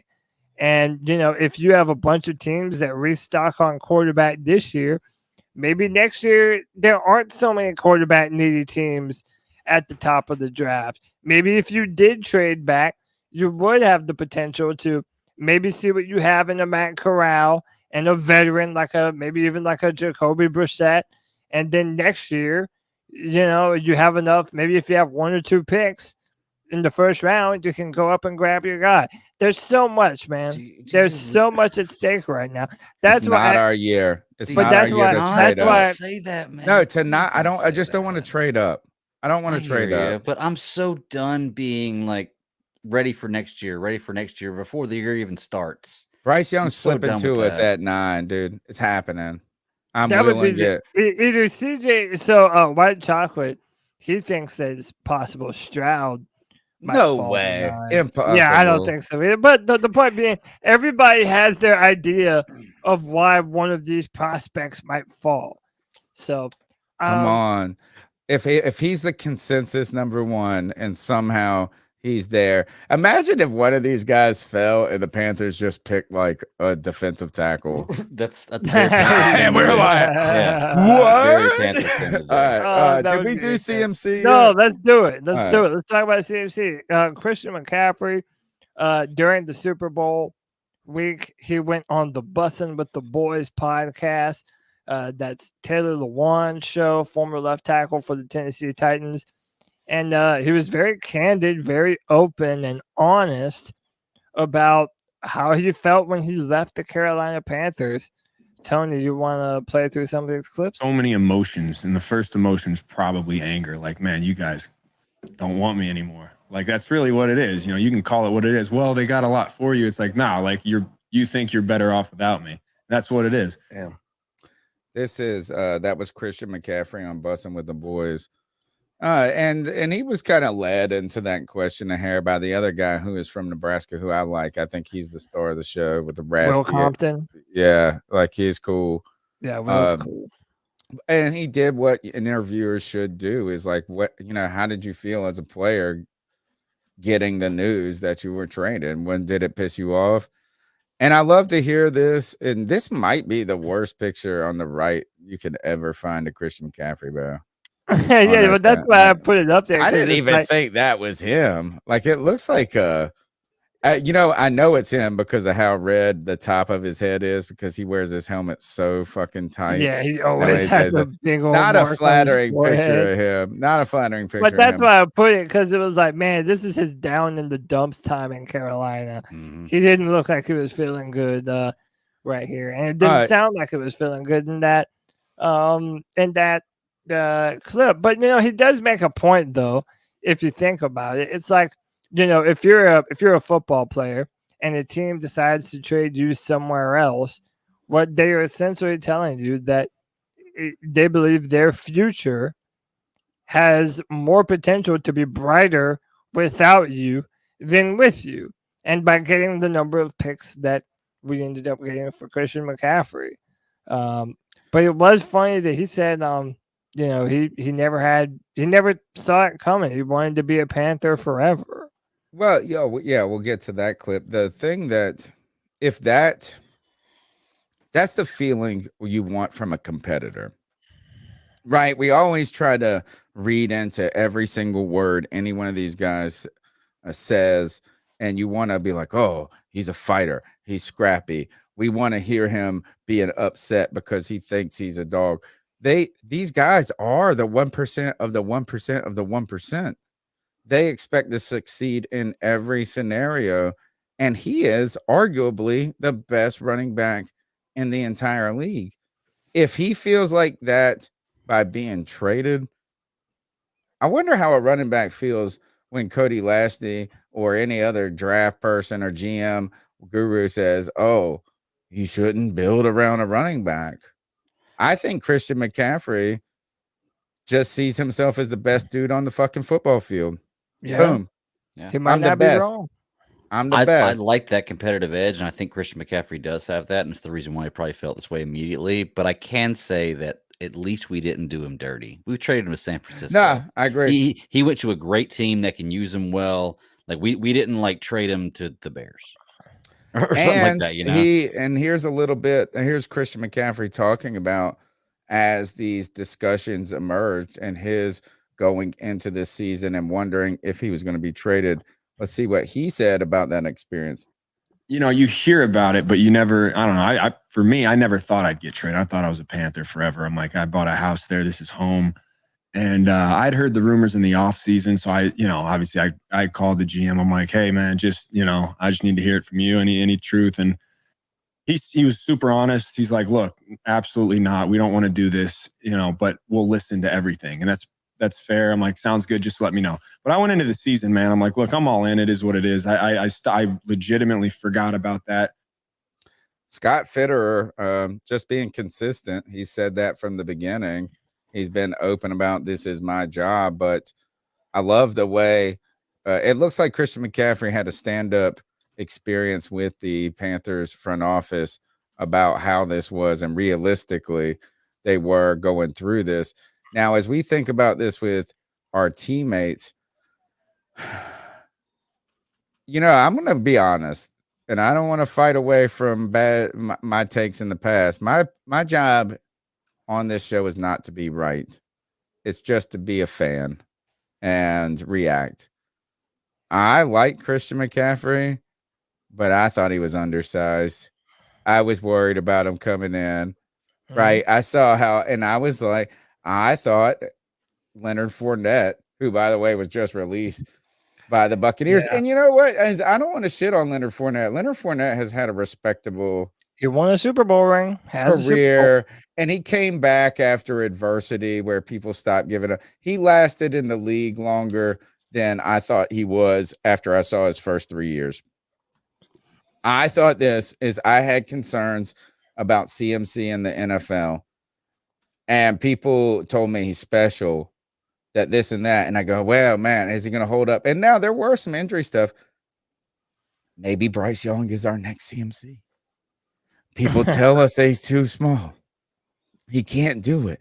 There's too much to be worried about. And he might be the fucking best player in the NFL. Bryce Young, Carolina Panther. Maybe so. And listen, I do want to say this about Bryce. His pocket awareness may be some of the best I've ever seen from a college prospect. And there is a lot of truth to the fact that his Alabama offensive line this year, it wasn't as good as Alabama O-lines have been in the past. So he actually did deal with a good bit of pressure. And I'll say this, and people said this about Kyler Murray coming out of his draft, is that he did a good job of protecting himself. If you're going to be smaller, do a good job of protecting yourself and not taking too much unnecessary damage. I think Bryce does a really good job of that. And his field vision is general level. Like, he knows when the guys are coming open. He knows when to step up, just to step to the side a little bit, throw a BB to the dart of the end zone. He can do all those things, man. He's going to be a Panther, bro. He's going to be a Panther. He's a conundrum, man. I'll tell you that. If you're a general manager, you're going to really find out what your worth is this year evaluating these quarterbacks, because there's Would you rather trade up from 9?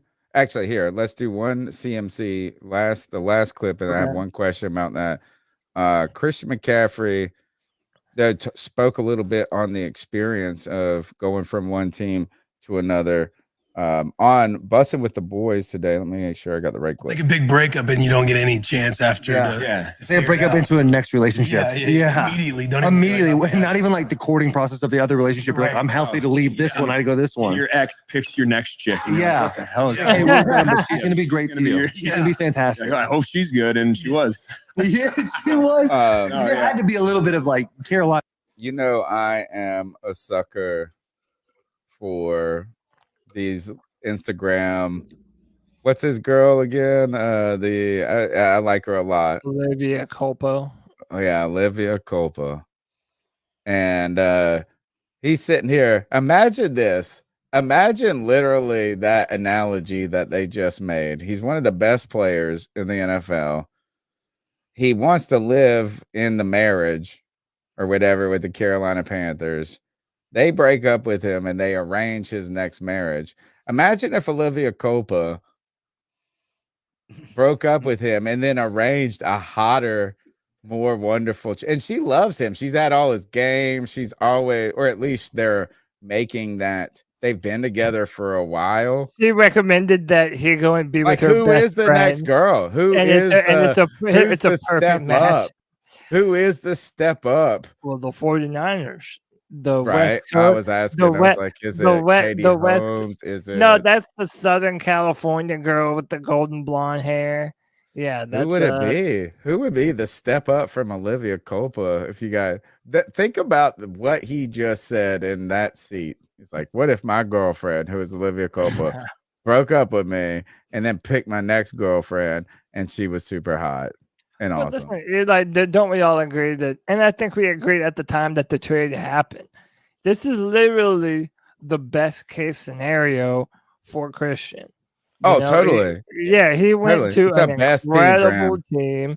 Mm-hmm. Yeah, I mean, he honestly went to the perfect coach. Yep. There is no coach in the NFL that is going to utilize Christian McCaffrey and all of his talents better than Kyle Shanahan. I will say, though, if we do end up getting our quarterback of the future through this draft, it is going to be a little bit sad that we didn't get the opportunity to pair that quarterback with Christian McCaffrey. That's going to burn a little, but poor guy. You know what? He's just like always going to be with a quarterback that's like Brock Purdy or whatever. Poor Christian. Imagine if he was on a good team. We need to. We're missing the pipes. Yeah. Our boy CK had to jump off a little bit early, Pregnant. Yeah, but fortunately for us, Contingency the Bat Daddy has made us all kinds of badass bumpers, baby.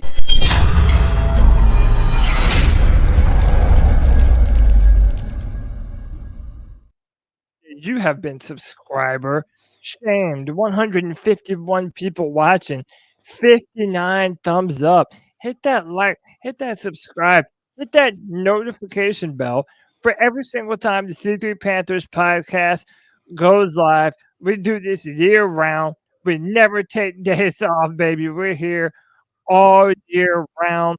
We appreciate each and every single one of you. And like we said earlier, man, we just got to 5,000 subscribers on YouTube. We love y'all, man. We've been doing this for such a long time, and we wouldn't still be doing it if it wasn't for y'all incredible C3 Panthers podcast fans. We love y'all. Y'all make this show what it is. It's a show for the fans, by the fans. So we appreciate each and every one of you for hanging out with us. The number is 252-228-5098. Let's keep going through with a couple of calls. People's voice. Here are your cat calls. Hi, what's up, Tony? What's up, Cody? What's up, all the Gregs and everybody else out there? Rich in the UK. Phoning in to say what a great off-season so far.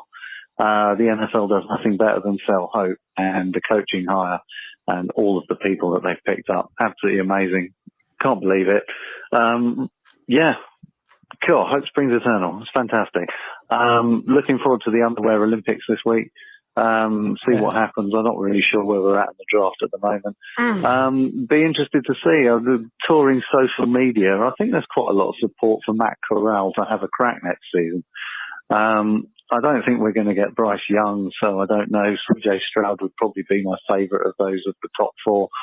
But are they really going to be any better? I don't know. You guys are going to discuss it all and chop it up. But still listening in, still here, and looking forward to the coming up season. I'm sure I'll phone in again. But anyway, give us your thoughts on Matt Corral versus these guys. I know Cody's got some thoughts on it, as always, but I'm sure the rest of you have. Anyway, keep pounding, guys. Good to talk to you. Keep pounding. Rich Kingston, we love you, brother. Appreciate your continued support after all these years, man. I mean, yeah, listen, I know that I'm bigger on Matt Corral than a lot of other people. I still want to see him get his chance. I Bleav if you look at his resume and his numbers and his stats and his completion percentage, if you put him on paper next to Richardson and Levis, I'm sorry, Matt Corral is a better prospect. More passing yards, less interceptions, more rushing yards, more rushing touchdowns. I mean, if you were just doing a blind comparison of those quarterbacks, then yeah, he would. Yeah, I think he would be better than both of them, and he would have a leg up on both of them. Bryce Young, CJ Stroud, and Hendon Hooker, they probably have the gaudier numbers. Although actually Bryce Young this year, his numbers were very comparable to what Matt Corral did his final year at Ole Miss. So listen, it's a hell of a conversation to have. Matt Corral has that incredible whip-like throwing motion. He can run really, really fast. He's probably quarterback 3 or 4 this year, and that's just because you have some guys that have a lot of physical upside that he probably doesn't have. He's not 235 pounds as much as we might like him to be. He's not 6'4", not short either. He's only 6'2". So I like Matt Corral. I'm also a realist. I Bleav that this new regime probably won't give him the chance that I want to see him get in the NFL. So the only thing that we can hope for at this point is that the coaching staff will give him an honest assessment and evaluation this year during training camp. Cody, Cody, if you were ever right about anything, I hope you're right about this, because Matt Corral being the answer is the best possible scenario for Carolina. It really is. Just because we already have him. How big his head will be? Oh, I don't even care. Imagine if I Matt don't even care. Corral Yeah. turns out to be the dude. exact. I hope so badly you're right. Cody will float right out of that Yeah. chair into like he'll be like the up. Oh, dude, no, and you won't be able to run from me on the podcast or on No, Twitter. you'll be up in the sky like a Oh, magic dude. man in a balloon. That head would be Oh, so dude. big. Yeah, man. I hope it happens, man. I'm All right. pulling for. I love the underdog story, and to me, Matt Corral has the perfect underdog story, and all of Panther fan base has already written him off. And him they're ready to and replace Shy Smith are the next DeLeone and Steve Smith. Boom. See, didn't I have love a it. I love it. Let's go to the next call. Hey, it's White Chocolate Espresso. How y'all fellas doing tonight? I'm doing amazing. Oh, look at this You know guy. why? Because I just got done watching Cocaine Bear. Oh, the most greatest, amazing movie ever made. I love it. Since a month ago. Sharknado. It's fucking awesome.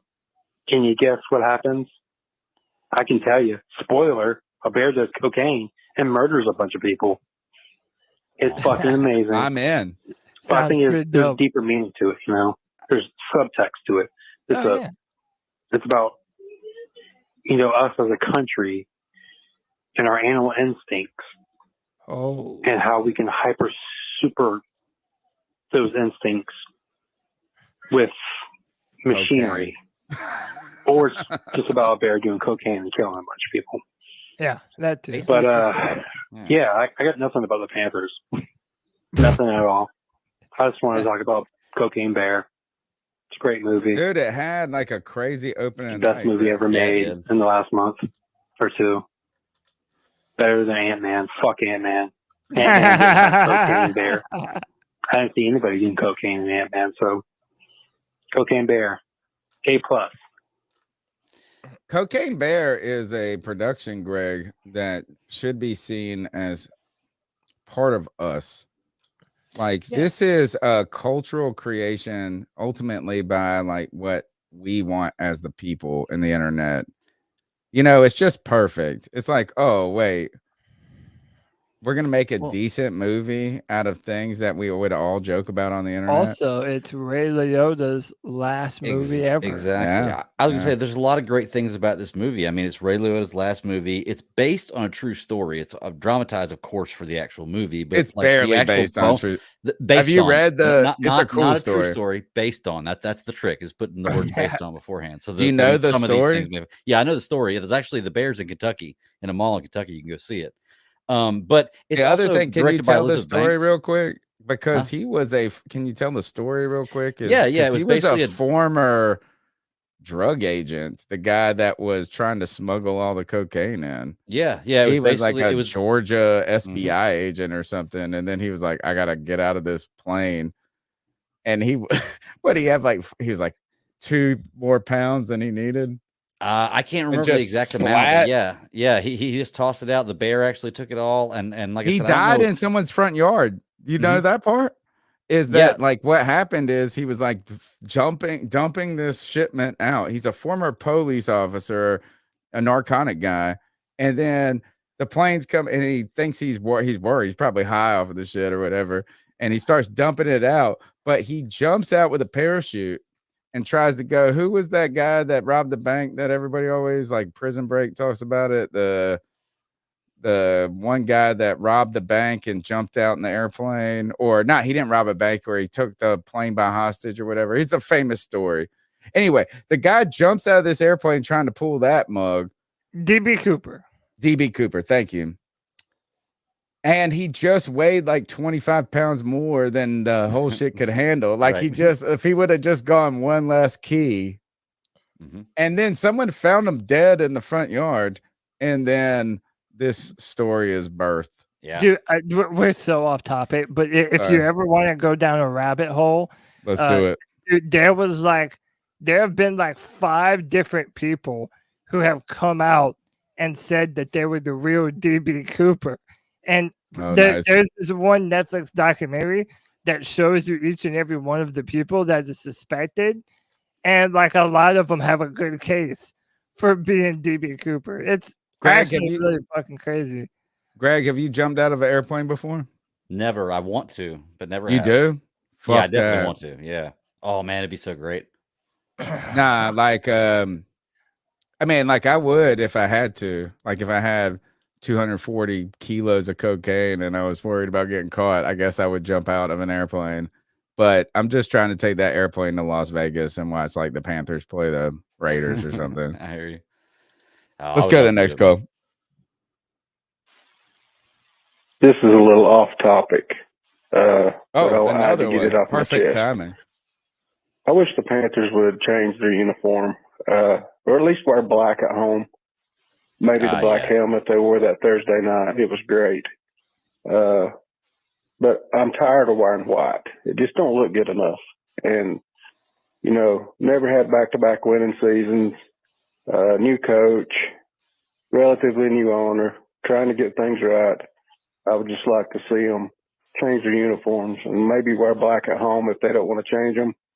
And maybe change the helmet to the black one or anything else. I don't really care. I'm just tired of the white mainly. I just don't think it looks intimidating enough for a home football team to be in solid white. Just my thoughts. Thank you. They do talk about the heat early in the season being problematic and if you want to get an advantage over your opponent, you make them wear the dark color and you wear the light color. So I could see the first 3 or 4 games. The question is like how much do you mix it up? The Panthers, you know what? I was slightly underwhelmed, Greg, with the black on black on black last year. I kind of was too, man. It was the flat black helmets, I think, is what right. They need and to I be don't gloss know. black. I wanted it for so long. Mm-hmm. Like I built the hype up in my head so much, and then it looked good, and we won. We won. I told you the helmet and the mismatch was the problem. That was the curse. But I always thought the mock-ups looked better. Yeah. Yeah, like I said, I really liked it, and I would prefer that if we totally went to a black helmet all the time, I'd be okay with that. But I think the gloss black is where it needs to go. Like incorporate the gloss black and some like electric blue. That's like Carolina or do colors, something to really the good. face guard or something to make it pop a little bit more. It was cool, but I had built it up for so long as the internet had built it up, and then I was like, this is it. And we won. I told you that was the curse. Let's go to the next call.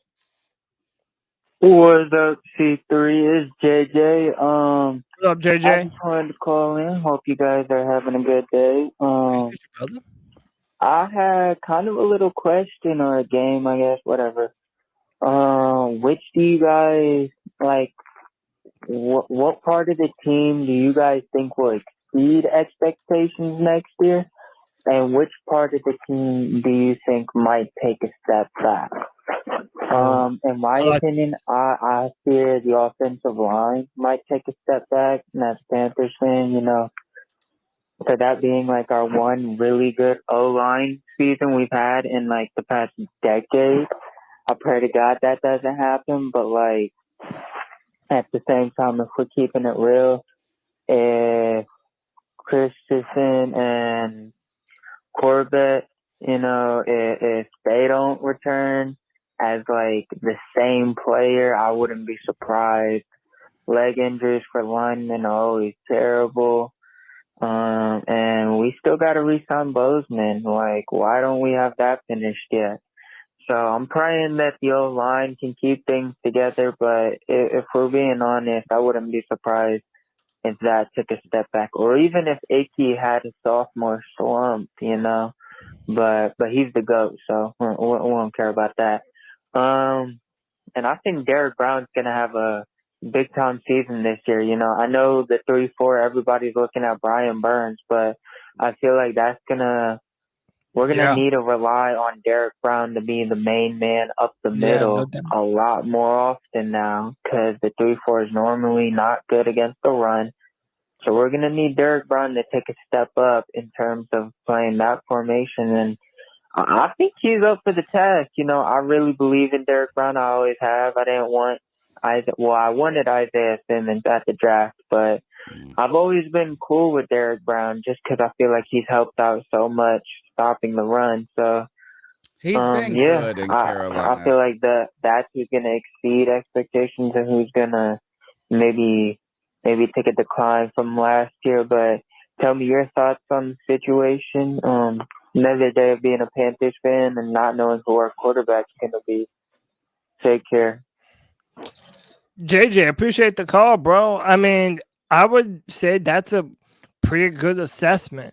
I mean, knowing that Austin Corbett's coming off of an ACL tear, Brady Christensen had an ankle sprain, I Bleav.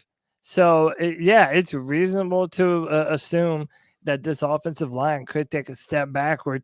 And it's a little bit deflating to say. It's like last year for the first time, we finally saw this offensive line perform at a level. Got to keep putting horses in the stable, baby. Yeah, and no, that's a Just great keep point. putting- Maybe in this year's draft, maybe it would be prudent to take another shot on a couple guard prospects a little bit later in the draft. Just or to in the kinda, second. Fuck it. I wouldn't even be upset. Yeah, I'd rather no. have a great guard than Terrace Marshall Jr. Yeah, I mean, you're always rebuilding that offensive line and build that, like we were saying for years, we took back that saying from its original meaning. Build that wall meant build that wall in Carolina and build that offensive line. That's what we wanted to do. The one that I think could take an unexpected step forward, maybe the linebacker core. Maybe Brandon Smith steps up in a big way. Maybe if we add someone in the draft like a Trenton Simpson, maybe that'll continue to make things a little bit better. Maybe if Jeremy Chin decides to go back to the linebacker position, I don't think that the linebacker core for the Carolina Panthers, I don't think it needs too much work to be one of the, a really good, fast, and efficient linebacker core for the Panthers, especially compared to what we've had in the past. I would rather for the Panthers to draft a top fleet offensive lineman than to miss on a quarterback at 9 or trade up and all of that jazz. And could there be a better time to watch Cocaine Bear than on that giant big screen at Bank of America with Robbie Anderson? And you go, yeah. What's that bear doing? And you What's get that bear doing? Cocaine. Cocaine. I think that would be, if I had a dream tonight, I hope that's what I dream. Me watching Cocaine Bear at Bank of America with Robbie Anderson and him saying, What's that bear doing? Cocaine. That would be pretty cool, man. Gosh, that would be ridiculous. And let's go. By the way, I hope he's chosen that moment because that's his new name. Hey, he's definitely chosen. Let's go. Actually, Dan said make that meme. It would be a great. Please, we got to do that, Greg. Actually, that is the most important thing. Is what's that bear doing? Cocaine Bear on the and put it on the background. Jumbotron. Oh my God, we got to do that. Let's go to the next call. I say no to Derek Carr, period. It's just not a situation that would work out for either party. As far as having a veteran on the team, I would say that it's absolutely necessary, except for one thing that could change that, and that's the fact that we have the quarterback coach, can't think of his name right now, Josh McCown. He could be like the veteran that helps him out, even though he's a coach. Otherwise, I would say you do have to have a veteran with the rookie quarterback. And I've looked at the tape on the quarterbacks, and I can tell you my opinion, and I'm not an expert, but Bryce Young's by far the best. He's so small. It's a little bit scary. CJ Stroud is the one to me that's closest to a can't miss as far as at least being an average quarterback and not a bust. He could be better than that. Levis has all the intangibles, quick release, Tough player. Good player. Erratic at times, but he wasn't on a very good team. And Anthony Richardson, if you watch any expert break down his film, you'll see that Florida's offense, in most people's opinions, was kind of poorly ran. They had multiple receivers in the same area so many times. I mean, how muddy does that make a picture for the quarterback? And he was only in his first year. So I'm not saying he's not raw. He is. But I wouldn't look at his completion percentage and say that's the way he's going to be for sure. He's only like 21 years old. And if the offense was ran in a way that muddied the picture for the quarterback, I would say whatever his 50-some%, he would be way better than that in the NFL. That's just my opinion. And I'll be honest, I would be, if we get any one of those four, it wouldn't matter to me which one. I can see a reason to be happy.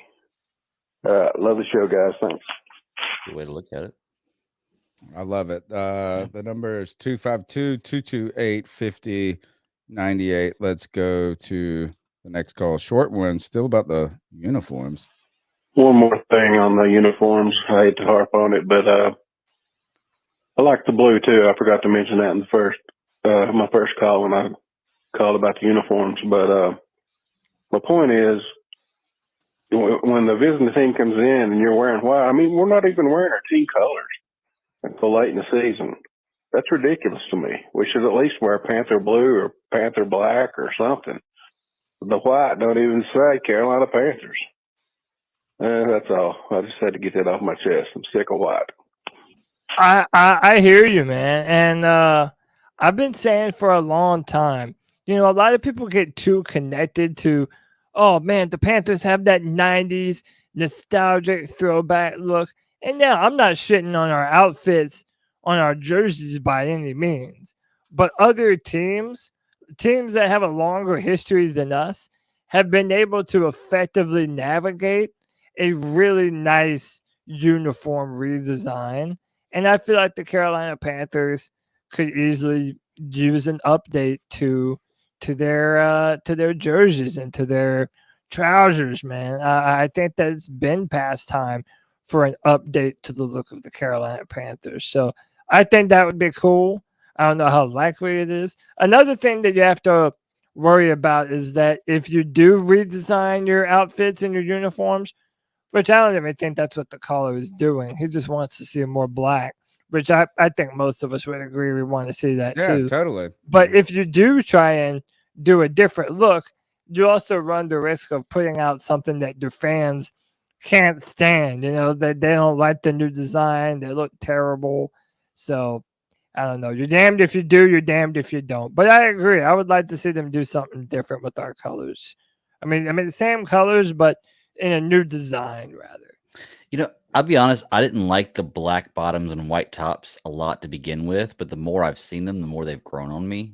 I don't like the all white uniforms myself either, but the black bottoms and white tops have kind of grown on me over the last couple of years. Okay. I don't know why. All right, let's go to the next call. Hey, what's up, C3? I think that a quarterback will fall to us, but I think it's going to be like Levis or Richardson is what it's looking like right now. I kind of think Richardson at this moment, I think he's not that bad. Well,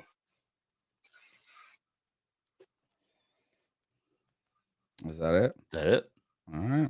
Well, let's go to the next call. Oh, that was Algernon. He did want to go past his first call. Oh, okay. Here we go. Yep. It's the growl that makes him howl, a.k.a. Joey the Blind Panther. I got something to say. I had this hot take stewing. I had it stewing, guys. If you're the Ravens, Lamar Jackson is just as good as Derek Carr. You know why? Because John Harbaugh is a really good coach, and at least Derek Carr is going to be there in the postseason when you need him the most, and he's not going to be injured or a healthy scratch. Lamar Jackson. It doesn't matter how fast they are. Oh, and remember when I used to say Lamar Jackson plays football like Cam Newton? Oh, yeah, well, now everybody else is saying it. Like, my blind ass saw it before the rest of the world did. So, I wonder what they got to say about that. And I heard this thing about Carson Wentz coming to the Panthers. And Frank Reich already tried it with that bum like 2 years ago when he was in Indianapolis. Now, I don't know that he's going to give Carson Wentz another chance. But if we're that desperate for a quarterback, I will quit my job and suit up and play quarterback for the Carolina Panthers. And I'm sure I'd be better than Carson Wentz. But I heard that, and I looked at my other friend that was like across the table from me, and I said, Kiki, I'm gonna be a Ravens fan if that shit happens. Because she is a Ravens fan, and she's like, uh-oh. And I'm like, yeah, uh-oh is right. Yeah, no Carson Wentz. Dude's a bum. I wish they would throw batteries at his ass and not Santa Claus, or they booed Santa Claus, or whatever the hell those savages did. Anyway, guys.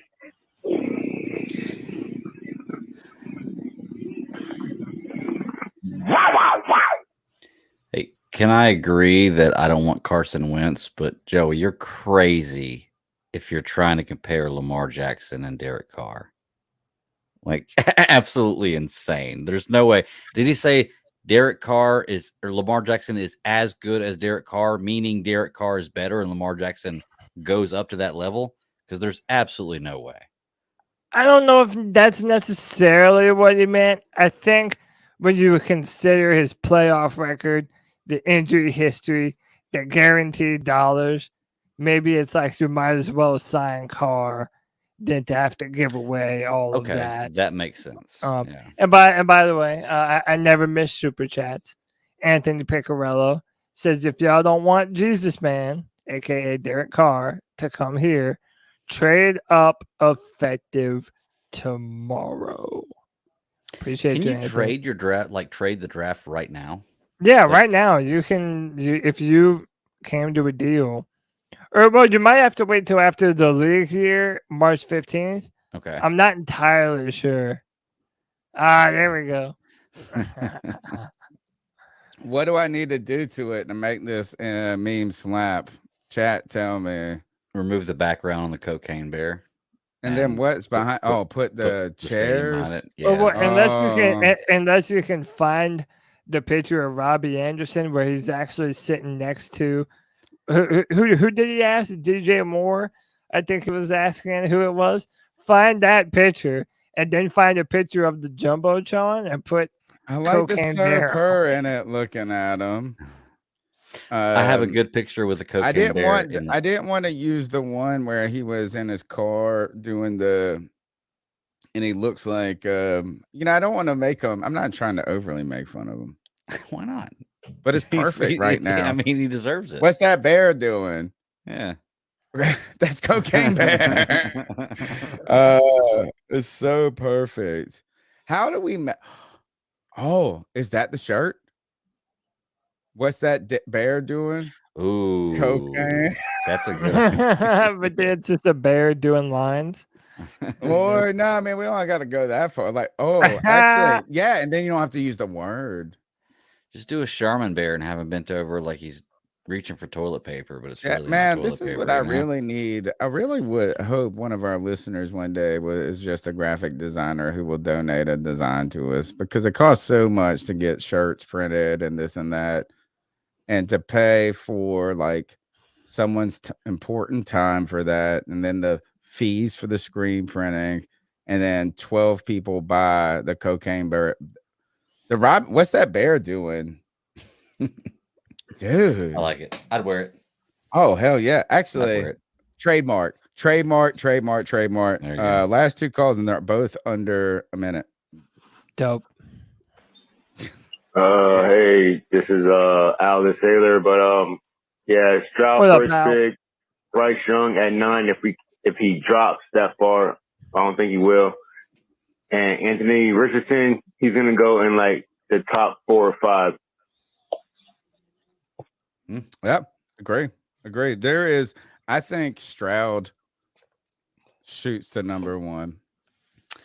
See, my thing is what I'm just so frustrated about with people. I think people just get like ideas in their head about what's going to happen in the draft and just start saying it. And I'm not saying anybody's wrong because we never know. But here's the thing: is like we haven't like before the season ended.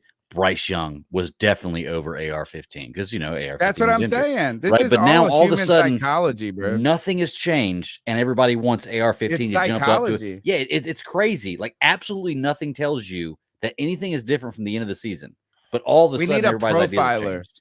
Yeah, We need to get an FBI profiler to sit with the GMs and see what's going to happen. Because you're right. That's my point about Bryce Young slipping. Is that like Nothing's it just changed. never is somebody you're gonna fall in love with somebody because your girl is going as away at grad school and you've been away for 2 months. This other girl, isn't as good as that girl, but she's there. But she's here. Last goal for right now. Hey guys, Carolina Chuck here, Carolina sports guy, aka Chuck from the city. Anyway, it's been a while, but I'm gonna go ahead and put my take on this. I'm gonna say in this draft, bad as everybody wants a quarterback, and I want one too. I think we're sitting at 9, a place that could trade down a few spots, and I really think the gem in this draft is Michael Mayer, the tight end from Notre Dame. I just think he's a day one starter, and it's going to play a valuable role to whether we get a young quarterback, Matt Corral, or get David Carr, or whatever we decide to do. I just think he'd be a valuable acquisition for us to make. Hey, I like him. Yeah, I'll say Tony. don't do it like I'll say that. Tony's not having any of it. I'm sure. No, don't do no it tight like ends that. in the first round, right, Tony? Dude, Michael Mayer's a beast, man. He really is a beast. You're I know muted, Tony. I know Tony doesn't want to, but man, I might bend my take to no tight ends in the top 23 or 4, 25. Okay. Yeah, I'm saying like even if you have a Gronkowski or a Kelsey, no tight ends.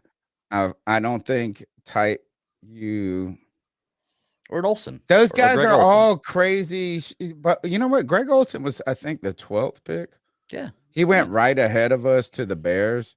And the Bears, he wasn't good enough for them. I mean, they traded away. That was like the biggest steal for the Carolina Panthers.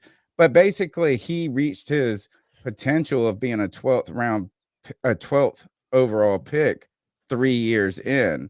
But didn't Kelsey and Gronkowski do that too? I think like they're the all first couple three. of years, I think they weren't great. Gronkowski was either the last. What did you say, Cody? The last pick of the first round, or the first pick of the second round, or something like that. Yeah, Gronk was the first pick of the second round, and Kittle was like a 3. Kelsey was like a 3. I'm not saying that a great Kittle tight was end. a 5th, I Bleav. Right. Wow. I'm not saying that a wonderful tight end like those guys could not change the dynamic of your team. It's just like, when was the last top 10 pick? I think Tony, like, who is the greatest? Like, if you could pick one tight end in the history of football to be a top 10 pick, it's probably Tony Gonzalez. I'd take Gronk over Gonzalez, to be honest with you. No way. Yeah. Really? Yeah. Oh, wow. Yeah. I mean, it's very close. I don't want to talk trash about Gonzalez. He's amazing. But I mean, you got the list. You got what? Shannon Sharp, Rob Gronkowski, right? Kelsey, a little bit and before Tony us. Gonzalez. And that's pretty much for me my top 4 tight ends ever. Throw Greg Olsen in there for me for number 5. Antonio Gates, bro. Antonio Gates. Yeah, I forgot about him. He's in there. Yeah. So he's the first guy that's what all these guys want, is a big basketball player that's going to catch a bunch of touchdowns. But you can get him in the 3rd. That's all I'm saying. Maybe. My rule is don't pick him in the top 25. So I like that guy. Cody, those are all of our calls for the moment. Can we move on through with the news? What else? We not missed a thing. We have a couple of things to talk about with the Carolina Panthers before. Yeah. So Dan Orlovsky went on the Pat McAfee show, and he basically said that he had gotten a lot of traction to potentially be a coach. somewhere, not a head coach, but to join a staff. And he said that he came very close to joining the Carolina Panthers coaching staff. So The here we guy go. that called out everybody. Yeah, remember last year they were Yeah. saying that Baker Mayfield and Christian McCaffrey, based on how CMC was lined up, he was tipping the play, like basically what it was going to be, if it was going to be a run or a pass. Yeah, that was Dan Orlovsky. And to me, this is an extension of David Tepper, man. Any of the people that have a good name connected to them, who are known as being bright, really good minds in football, David Tepper was willing to break out the pocketbook to get him there. And by the way, if any of you have been following Dan Orlovsky, he's a big fan of the Panthers, man. He really likes our chances to really be a contender in the NFC South.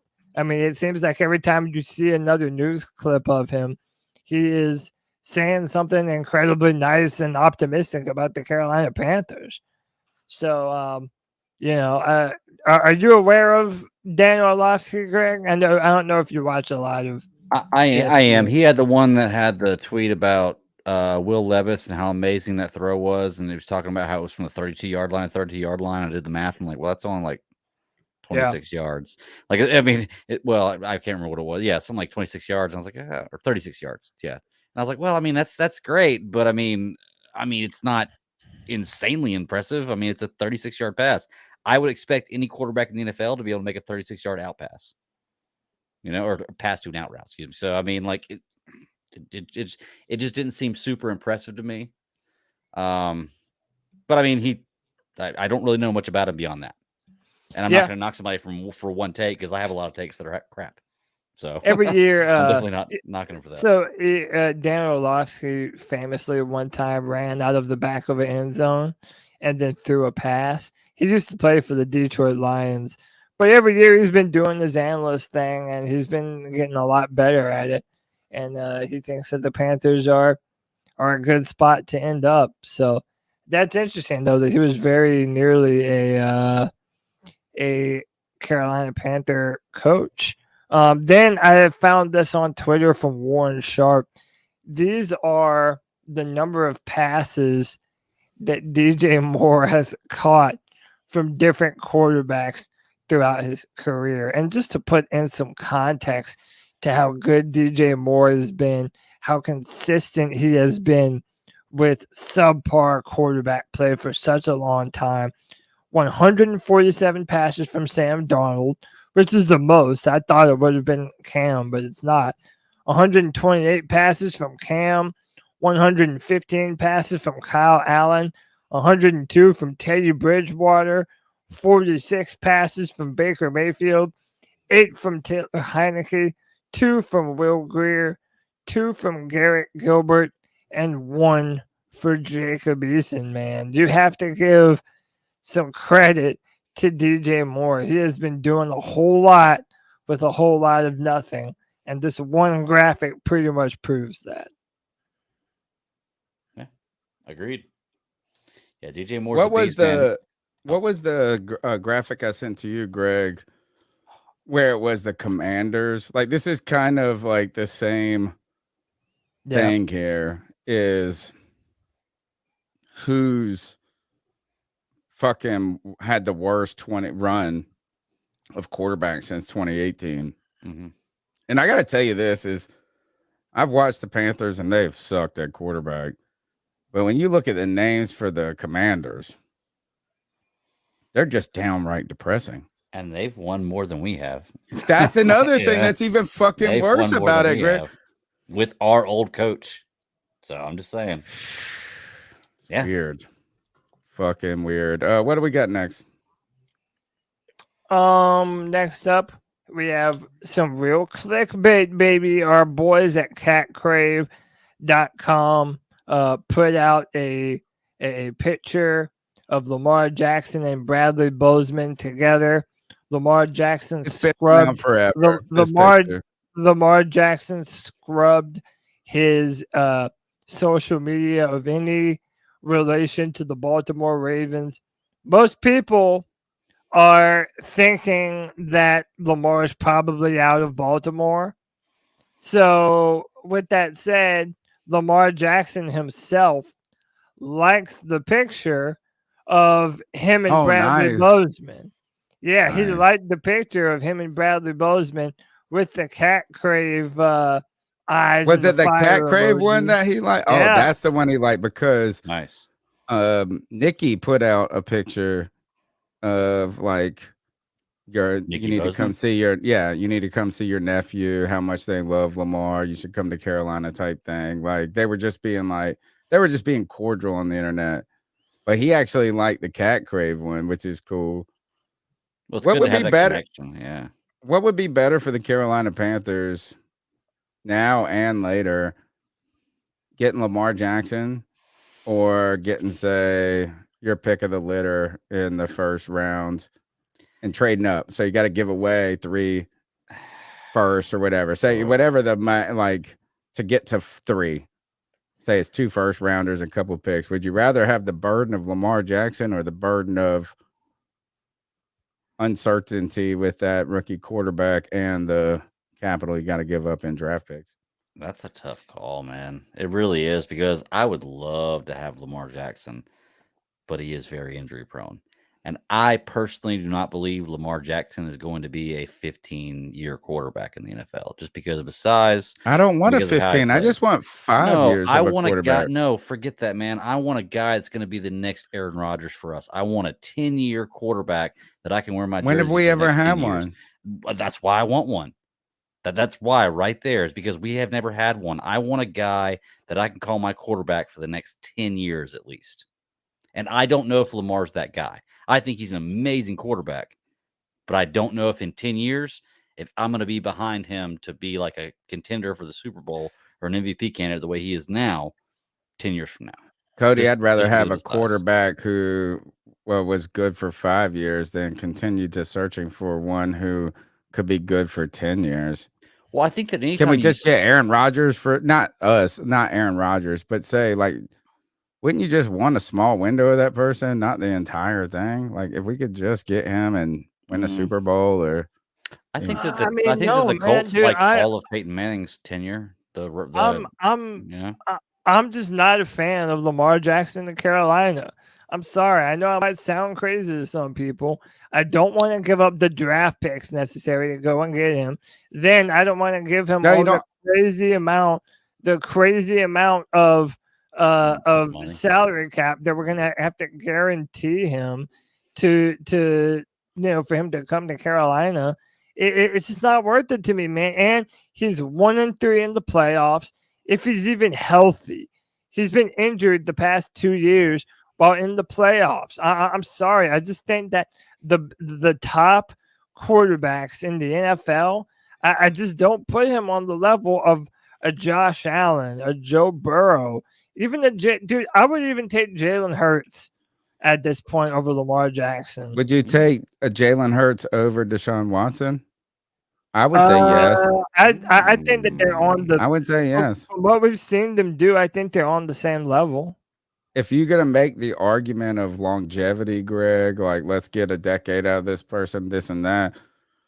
I think that's Lamar is sitting here going, look, this guy is a bigger risk than I am, and he got paid bank with Deshaun. So I understand Lamar's position here. You No, it's a money argument, dude. It's a money argument. And how many people on the Friday free for all and all these shows talk about how mad Tepper made by giving that big deal to Matt Rule? But if they're mad about that deal with Matt Rule, then they're mad at the Browns for giving that deal to Watson with all of that baggage, because that's Lamar. That's what Lamar is saying is I'm in that tier of a player. I don't have that baggage. I've been just as successful.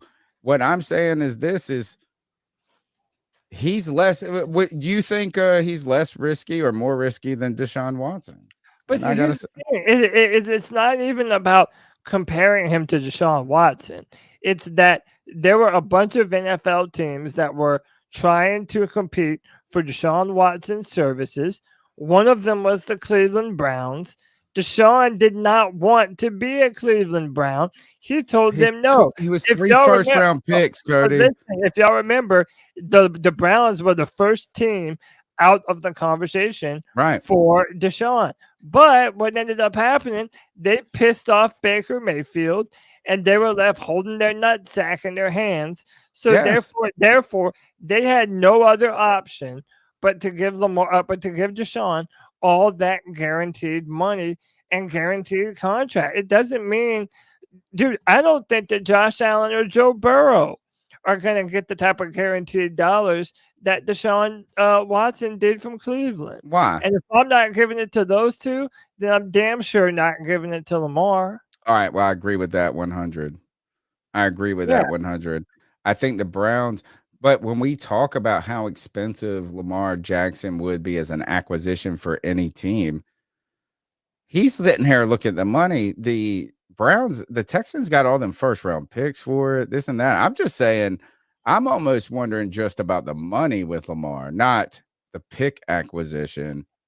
So it sounds like people in the chat would rather trade up and not have the salary cap deficit that would come with a top tier player and have the risk of a young player with the picks that you would give rather than picks and money for Lamar Jackson.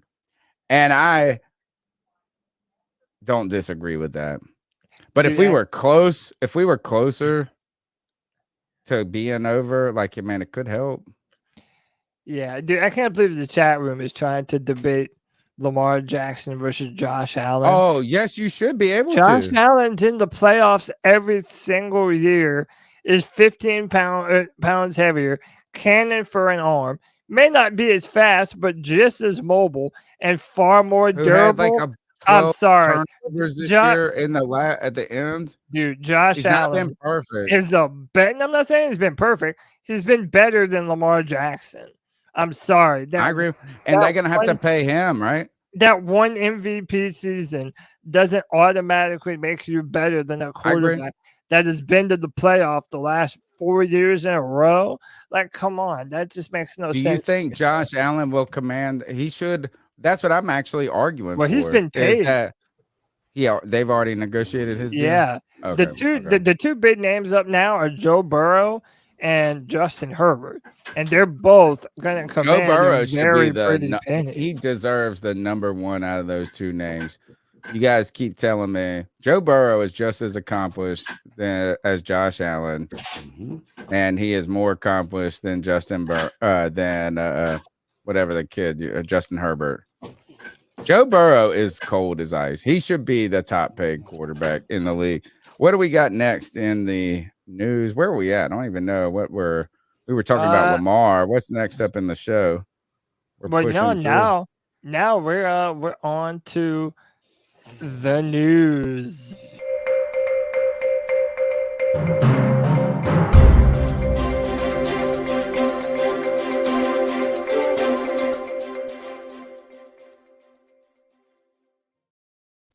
Shout out to our guy, the Bat Daddy, for these awesome new bumper intros that he makes for us. Appreciate you, brother.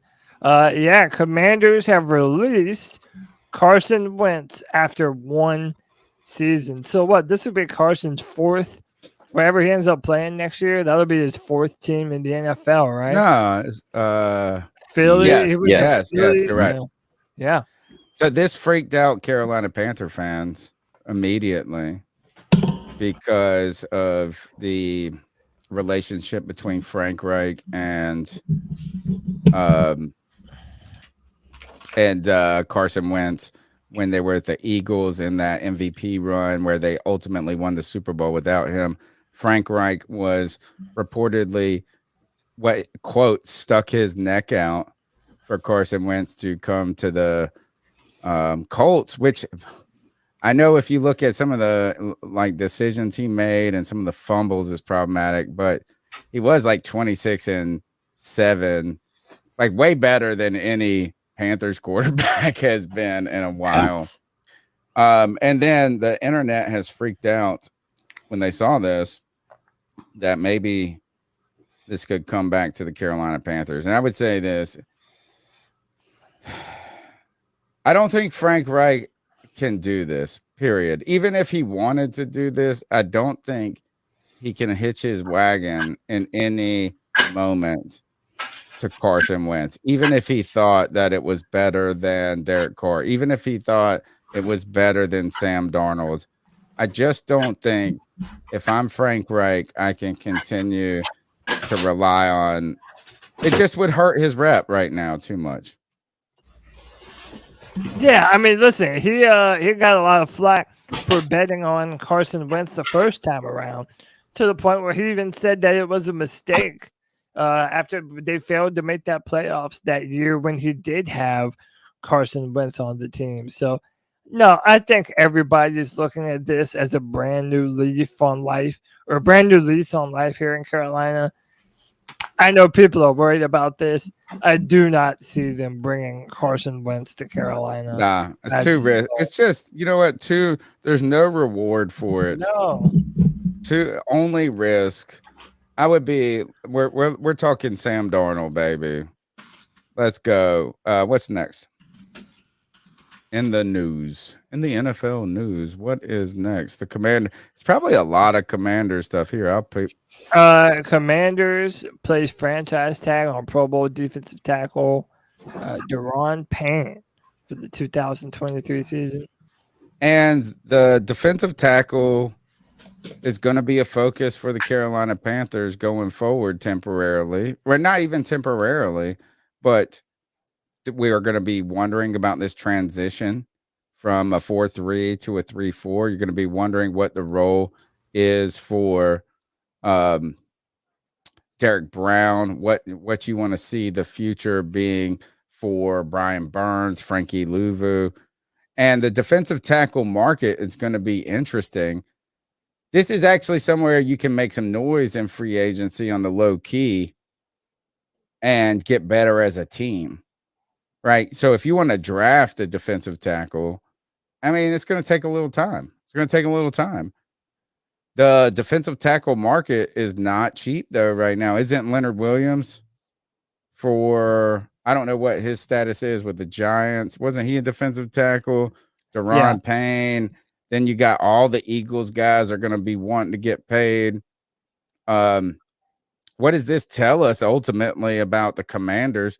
And boy, do they have question marks around their quarterback position. And they're drafting I don't even know when they're drafting, Cody. Wait, what team you said? The Commanders? The Commanders, yeah. So they're tagging a defensive tackle, right? So they're going to try to either negotiate with him, trade him, or just get 1 year out of him. And they don't have a quarterback. The defensive tackle market in free agency might be inflated this year, is what I'm saying. It might be a little more expensive than you want it to be in free agency. But doesn't this just kind of speak to what Ron Rivera does? Yep. You know, Amen. Signs guys, well, not necessarily on the offensive line, but on the defensive line, and guys that are going to stuff the line in the front seven. That's what Ron Rivera is known for, is making sure that his front seven on defense is solid. So I think it's right in his wheelhouse, you know? No, I think that is, and I mean, we don't want to go too deep or chase too many squirrels across the Panthers universe, Greg. But that's what a lot of people are talking about when it comes to Eric Bieniemy taking the Commanders' job. Is there's a question mark about their quarterback. You got Ron Rivera, who looks like a lame duck right now. And actually, we didn't put this in the slideshow or the Google slideshow, whatever we try to make it look fancy. But the Jeff Bezos was blocked by Rob. What is his name? Rob. Dan Schneider. Dan Snyder. Yeah. Snyder, not the comedian. Dan Snyder says he wants to, if he's going to be forced to sell the team, he's going to sell it to anyone but fucking Jeff Bezos, which is incredible. He's going to be like this, I'm going to take $700 million less just because I'm mad at Jeff Bezos and the Washington Post for fucking creating this mess. dude, now the other people in his ownership group are trying to oust him. It's a big deal, man. Do you want Jeff Bezos to be an owner? I do. I mean, how does it benefit us? Yeah, I was say I don't think it really changes anything. I on just our think it end helps if the he truly wants world. to. Why? It helps Commander. It helps. It helps. No, he's not. I think. So, do Musk you want is Elon right Musk to buy a team too? Then? No, I don't like Elon Musk. I think Okay. this is that. Imagine if Bezos was your owner. Like, would you be getting beers brought to you by like a little Amazon drone? I just feel like if he was the owner of my team, that fucking stadium experience would be chef's kiss. I would hope. They're saying the Washington Commanders' 3 minority owners alleged Dan Snyder committed bank fraud in securing a $55 million loan without board approval. The NFL made it go away, and now a federal grand jury is looking into it. There's another story, Cody, floating around that he used the Commanders as his personal piggy bank, and he had them pay I don't know if it was a sign company or something that he owns, another company. They paid $4.5 million for the logo design. So he was like this, which actually, you know what? I'm rooting for him on this. Is that he was like, I'm trying to show the NFL owners that I didn't make very much money last year. So I'm going to overpay for this logo. Imagine being that graphic designer. He's going to be like, he comes to you, goes, I want you to write the bill for $4.5 million. Your fees will be 900. Say this one design for my airplane is going to be $620,000. And then I'm going to take the rest and help my other business survive by overcharging my other business and fucking all the owners in the NFL. I like this guy. He's a my wild dude. boy. He's a my wild boy. dude. And he doesn't want to go out silently. It says, according to his former partners, Dan Snyder used the team as his personal piggy bank, including charging the team $4.5 million to put its logo on his private jet. That's a pretty big number, both for declaring personal income, if done, and the cost of logo inscriptions. He better have owned the logo company. If he did that, that's gangster. You know what I'm saying? It's like to show the NFL you didn't make anything last. It's like when you do your taxes, you want to show that you just broke even. He wanted to tell the NFL, he's like, "Oh, tough year." Yeah. Well, and graphic here's the designers thing are too. expensive as fuck. Here's the thing too, Tony. Like, you got to think about this. We're talking about Bezos and like anybody else, Elon, people like that buying a team. These guys, Jerry Jones, Snyder, like all these guys, Tepper, these owners, they're not far behind those guys as far as money I'm goes. done with Musk. So we're not talking about too much. Like, these are all insanely rich guys. So I mean, I like Bezos more than Musk by like 1,000,000 times. I'm exhausted by Elon Musk, and I think we have to pay for the blue check for our Twitter for the show.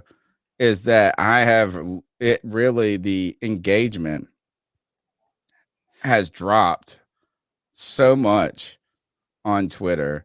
And I really believe that it's the algorithm, right? But I mean, it's just small stuff. I don't need people to be following me and stuff like this. But I saw one of the best tweets in the history of my life last night. And I commented, I said, this is going to reset the internet. And it had like 30,000 retweets. It had, you know what I mean? Like, it was like one of these where you would have gotten 2 or 3 or 4 likes from somebody trolling the replies 6 months ago. You know, I really think, I mean, there is. So I think we're going to have to just pay the $8. I we mean, might have to. I mean, just so we know, like, everybody complained about Twitter doing it, but now I Bleav Facebook and one other social media, like one of the other big social medias is doing it too. You can pay to be verified. Oh, so no, Instagram and Facebook. How about that? You know what? And thank God I didn't invest my energy on them. Elon Musk is way funnier than Bezos, so I like Way Musk. smarter. He's way No, smarter Elon too. Musk. Yeah, No, He's no, way smarter too. he's a Yeah, snake he is. oil He's way salesman. smarter. Okay, okay. But Jeff Bezos is Jeff Bezos makes his drivers piss in cups and doesn't give them breaks and shit. I don't know. They're billionaires. They don't give a fuck about any of us. Exactly. I'd They're both rather billionaires. We don't for matter to my them. team to be owned by Bezos than Musk. And I promise you that. Yeah, Boot's not concerned with the ant it steps on, right? Something like that. Yeah, Old Goosey yeah, there. dude. They don't give a shit. So would you rather have Tepper or Bezos, or Tepper or Musk? I'd rather have Tepper than Bezos, but I really don't care, to be honest with you. They're all just rich millionaires, man. I like Musk more than Billionaires. Bezos, but I really don't care who owns the team. It's so little. It's just about how much they want to spend on their coaching staff, basically. I mean, that's really all. Musk is annoying at this point. He's just. I mean, is it maybe He's just annoying, or autistic. is He's just autistic out there. But is it and him a that's billionaire. annoying, or is it the fact that everybody keeps bitching about him, so therefore you're never allowed to stop hearing about him? Yeah. You know what I mean? No, like he just should have it's not fucking done something cooler than Twitter. Like it's like Twitter, him buying Twitter just turned out to be a billionaire kind of like fine. Like you told what's you somebody you expected? couldn't come. Like imagine if you went to a restaurant and they said you have to have a coat and a tie or something to get in, and he shows up there and he's like, fuck it. I'm not getting a coat. I'm not getting a tie. I'm just buying the restaurant. Bezos is Now, just when Iron Man or Bruce Musk Wayne is, does that, we think it's cool. Wait, Just that's so you- just just a so you know. movie. That's just a movie. I think Musk has just become annoying. Kanye was hear you. cool for a while and he became annoying. But that's what I'm saying. It's because everybody's bitching about him all the time that therefore you can't help but hear about him because he responds to people.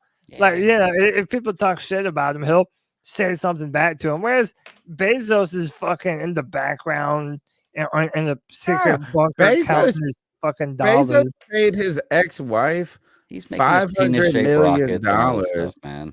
$500 million, and he's still or whatever 500 billion or whatever the fuck. It was something crazy. When it comes to Bezos, though, is that Musk, he didn't even come out of that Johnny Depp thing looking cool. You smashed Johnny Depp's girlfriend or whatever. I don't even know what you're talking about. Yeah, I don't Remember the incident with the Johnny Depp and the Amber Heard? No. Well, I remember the trial, but I don't remember anything about Musk in it. Musk and Amber Heard, I think, were together. Oh, I mean, good for him. Dude, he's That's what I'm Good for saying. him. He didn't Yeah. even come out looking cool there. All right, next on the news. He's annoyed me, man. I hear you. Hey, I get it. He's I just get it. been too weird. I get it. Leonard Fournette parting way with the Tampa Bay Buccaneers after he has requested to be released. I think Leonard Fournette has had a better career than I expected after the first 2 years. I thought when we were picking between him and Christian McCaffrey, I wanted that hammer. I thought Leonard Fournette, with his physicality, was going to be the next Bo Jackson or something. Kind of, maybe not Bo Jackson, that's not right, but just a beast of an ass dude. And he goes to Jacksonville and struggles in those first 2 years. Injuries. And then injuries. Yeah, I mean, there's some different, and then Christian McCaffrey's excelling. I just think, congrats to Leonard Fournette for keeping his career together after a lot of challenges in the beginning. Yeah. He reminds me of like a Jerome Bettis type player. Like you want this guy to be able to pound it in 5 yards in. Beyond that, he's not much of a running back. Like he's just a power back now in his age. And it's not much of a power back. Based on how old even he is, that. so, yeah. Even that. What's Dude, next? His what Riz B said, his college film, dude, at LSU, he was unstoppable. I know, and I it was actually awesome. watched him. So my brother's a diehard LSU fan. So I was watching Leonard Fournette before I ever thought the Panthers had a chance at him. So yeah, he was a beast. No, I wanted us to pick Leonard Fournette over Christian McCaffrey. But didn't Fournette go right before McCaffrey? Like we didn't have the He option. went number 4 to Jacksonville. He did. And then McCaffrey number went 6. 7, we went CMC. But if I was gonna redraft, I would pick Christian McCaffrey every time. Oh over yeah. Leonard Fournette. Oh yeah. Easy. Wasn't Saquon in that draft? No, too? that was after next same year? as After 2 Baker. years, I think. Yeah. Next up, Bengals GM Duke Tobin shoots down ridiculous T. Higgins trade rumors. Go find your own receiver. I love this story. All righty then. First is that this is the time where everybody wants to talk trades. And T. Higgins is going into the final year of his deal. And you got Jamar Chase, and he's a boss. You got you gotta have a bunch of money for your quarterback. But I think right now the Bengals are in a position to be what every single team, if they could, be an architect of their beginning, right? They would be searching for this moment. That is the best quarterback on a rookie deal with 2 great receivers, a defense that's gotten better. I think the Bengals are in a win now moment. Agreed. So why the fuck would they want to trade T. Higgins? Like, let's just go win the Super Bowl next year, and then we'll talk about all this shit. T. Higgins, you won't be part of the conversation after that. Sad, because Jamar Chase is around and Joe Burrow is ice fucking cold. They're in a win now joint. They're like, what the fuck? Why would they trade him? You have to be able to pay him, man. You're gonna have to pay Joe Burrow the next year. No, Let's just go try to win the Super Bowl. But Tony, Imagine if the Bengals won the Super Bowl next year, dude. They could just quit. But they don't have a 5th-year option for T. Higgins. Who gives a fuck? They're gonna have to pay Joe Burrow. They're gonna have to pay Jamar Chase.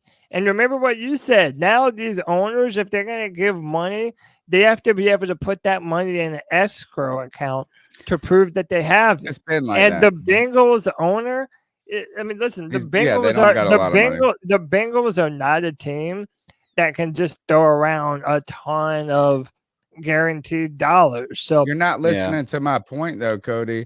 Is that we're not extending T. Higgins this year because we're not extending him next year.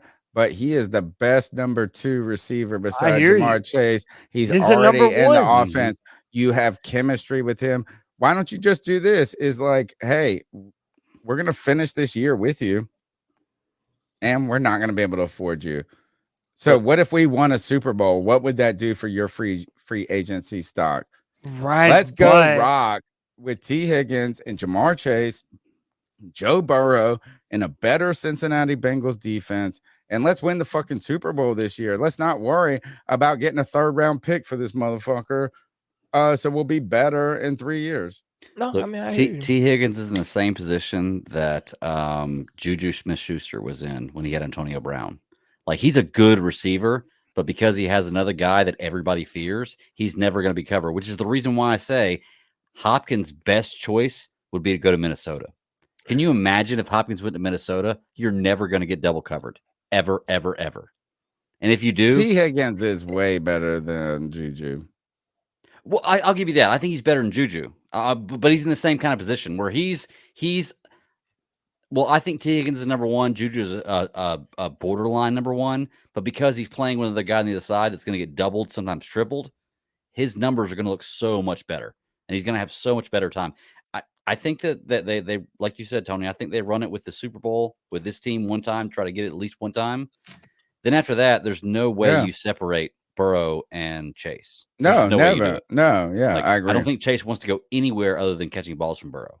Let's just rock these 2 good receivers and win the Super Bowl next year would be my advice if I was the Bengals. Part of this type of this time of year that we have owners meetings and the owners get together at the combine. And there are 4 rules that are being suggested to change. Now, it's very hard, I think, and rarely. If there's 4 of these, like I would be surprised if one of them got adopted. Right. So We'll talk about all 4 real quick. These are the 4 rule suggestions. Third quarterback rule. Teams would be allowed to carry 47 active players on game day. The extra player would have to be a quarterback. Clearly, this rule came up after the 49ers ran out of quarterbacks against the Eagles. So these teams are put in precarious situations. I wonder why is the NFL so, why do they keep their roster so tight in some ways? Why don't you just say we're going to have a 58-man roster and one of them has to be a quarterback? Salary cap. When you increase the roster, you have to increase the salary cap. And the salary cap only goes up by how much money you make. So that means they're going to have to cut money out of their pocket to be able to pay more players, and that's not going to happen. Cody, why don't we just adopt this rule and just say your practice squad quarterback has to play if everybody gets dead?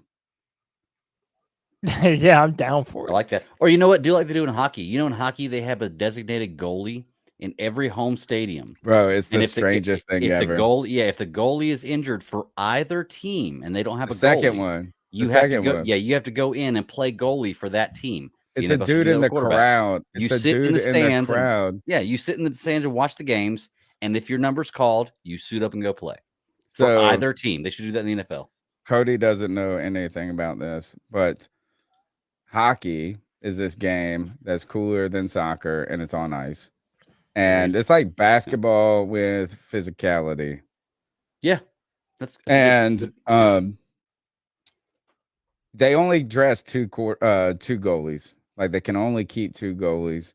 And if for some reason all the goalies get hurt, there is a guy that they have. It's an independent party, Cody. Right. He's not on any of the teams. He's not on the Panthers. He's not on the Saints. It would just be like Josh McCown. Like if we had an old quarterback just sitting around. Yeah. And it was like Vinny Testaverde come out here. So the Carolina Hurricanes got put into this position. I think it was in a playoff game too. Last year, yeah.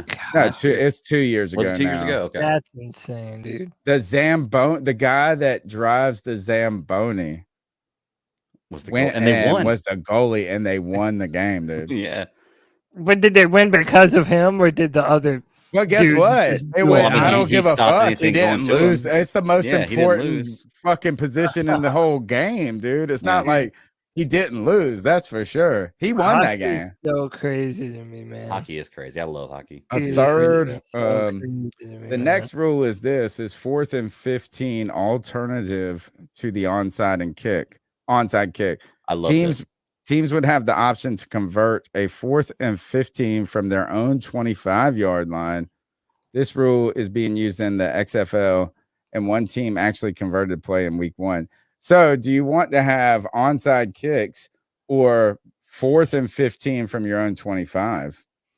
You could literally, if you were a team like Kansas City, never let the other team have the ball if this is the case, to be truly honest with you. You could score and go for a 4th and 15 and get it. Score, go for 4th and 15 and get it. Like you could dominate. You could have all 60 minutes of playtime in the game if you play it right. I love it.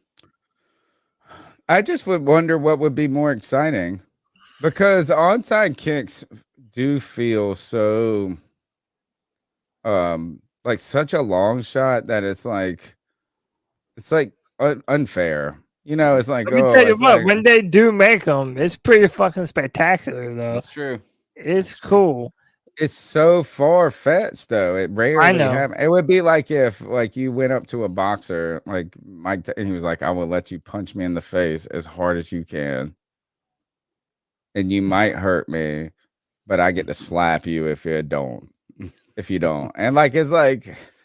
God, the odds. I mean, I guess you might be able to catch this motherfucker. No, but think about it. If you stop the 4th and 15, you have the ball on the 25-yard line. Like you're right. It's game over. Automatic 3 points. It's an automatic 3 points.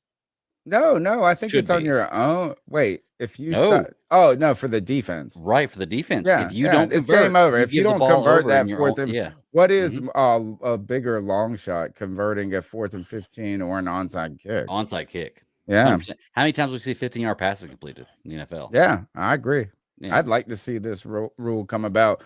roughing the passer. This is the rule I want the most. Agreed. Roughing the passer, reviewable. Everything should be reviewable. Yeah. The rules proposed by the Rams, but it's a simple one. Any roughing the passer call can be reviewed. I love it. I agree.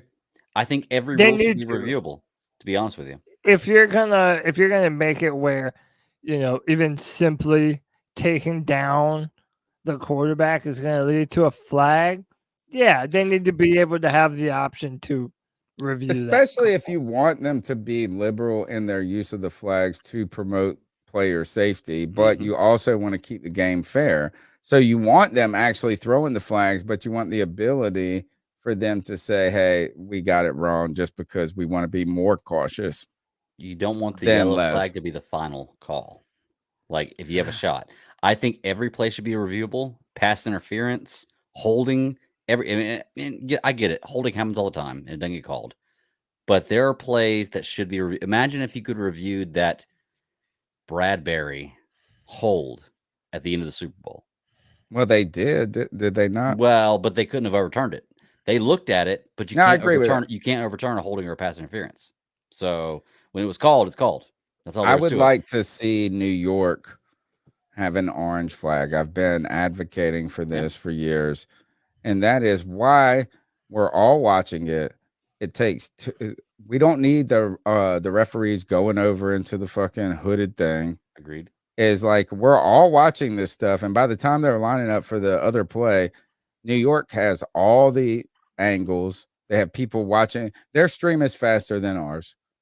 And if they see something incredibly egregious, I think they should be able to throw the orange flag, which is like, hey, it was a catch. It wasn't a like you said, Greg, any play should be reviewable. But the pass interference in our effort to protect these quarterbacks has had such a big impact too. It's like always in a spot where a guy makes a really good play.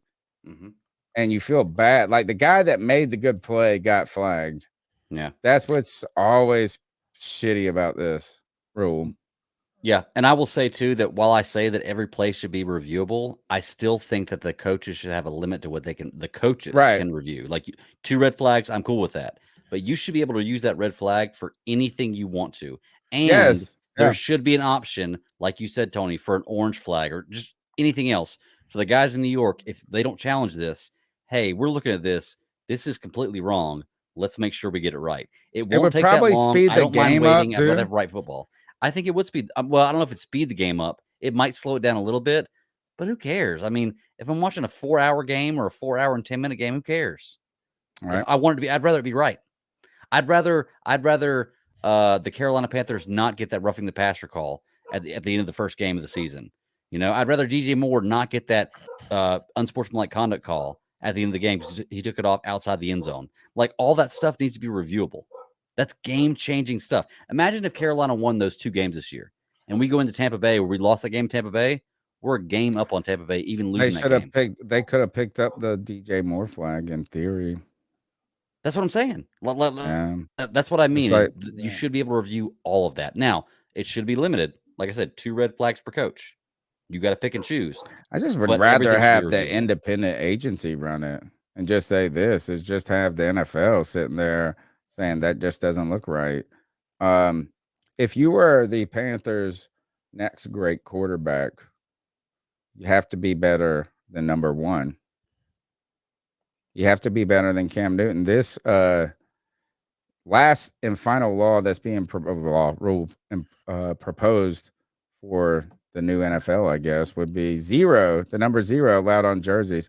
Would you rather wear 0 if you were the next great Panther quarterback or a number above Cam Newton's?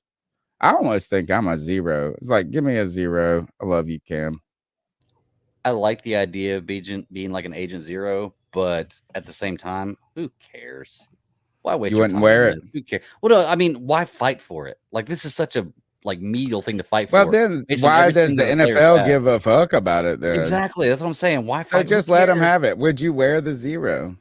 Yeah, sure. I would wear 0 because, I mean, like I said, agent 0, But okay, it's a basketball term. But Cody, would you wear the 0? Yeah, because it'd be like, This is how many fucks I give when I'm out on the football field. I'm coming to take your lunch. Yeah, I would. All right. Well, that's it for tonight. We have the final segment of the show to go. The Ice Up picks. We crossed 5,000 subscribers on YouTube. We've scratched and clawed over the last 10 years on this podcast to create an environment where you guys all feel a part of the show. You can call in at 252-228-5098 every Tuesday night, live 9 p.m. We chop up the latest Panthers news and opinions from the fan perspective. But ultimately, what I want everyone who is related to this podcast to think about it as us riding to and fro from the game, having a great time. This past week, or in this show, we rode to and fro to the combine in Indianapolis. And guess what? We're gonna reconvene the wagons on Friday with the Friday free for all, Cody. And then next Tuesday we can I guess maybe pull out to the next expedition. Reconvening on Friday, watch along on Saturday. We got a good week coming up. We definitely do, man. Every Friday is the show for the fans, by the fans. The C3 Friday Free for All. Man, I'm telling you, the cult of free for all keeps on growing, man. More and more people wanting to be a part of it. That's where you can join the show via StreamYard every Friday at 7 p.m. right here on the C3 Panthers podcast channel. And yeah, we're going to be going live on Saturday to look at some of these quarterbacks, man, and you know, see if we can gather something from who can run the fastest in their combine underwear, dude. Let's get them in their underwear. Come on now. Let's get to Tony definitely does. You know. Oh my goodness. Let's get to the longest running segment on the longest running Panthers podcast. It's time to ice some fools up. It's our homage to Steve Smith. Man, Smitty, blood and guts. Let's let society have it.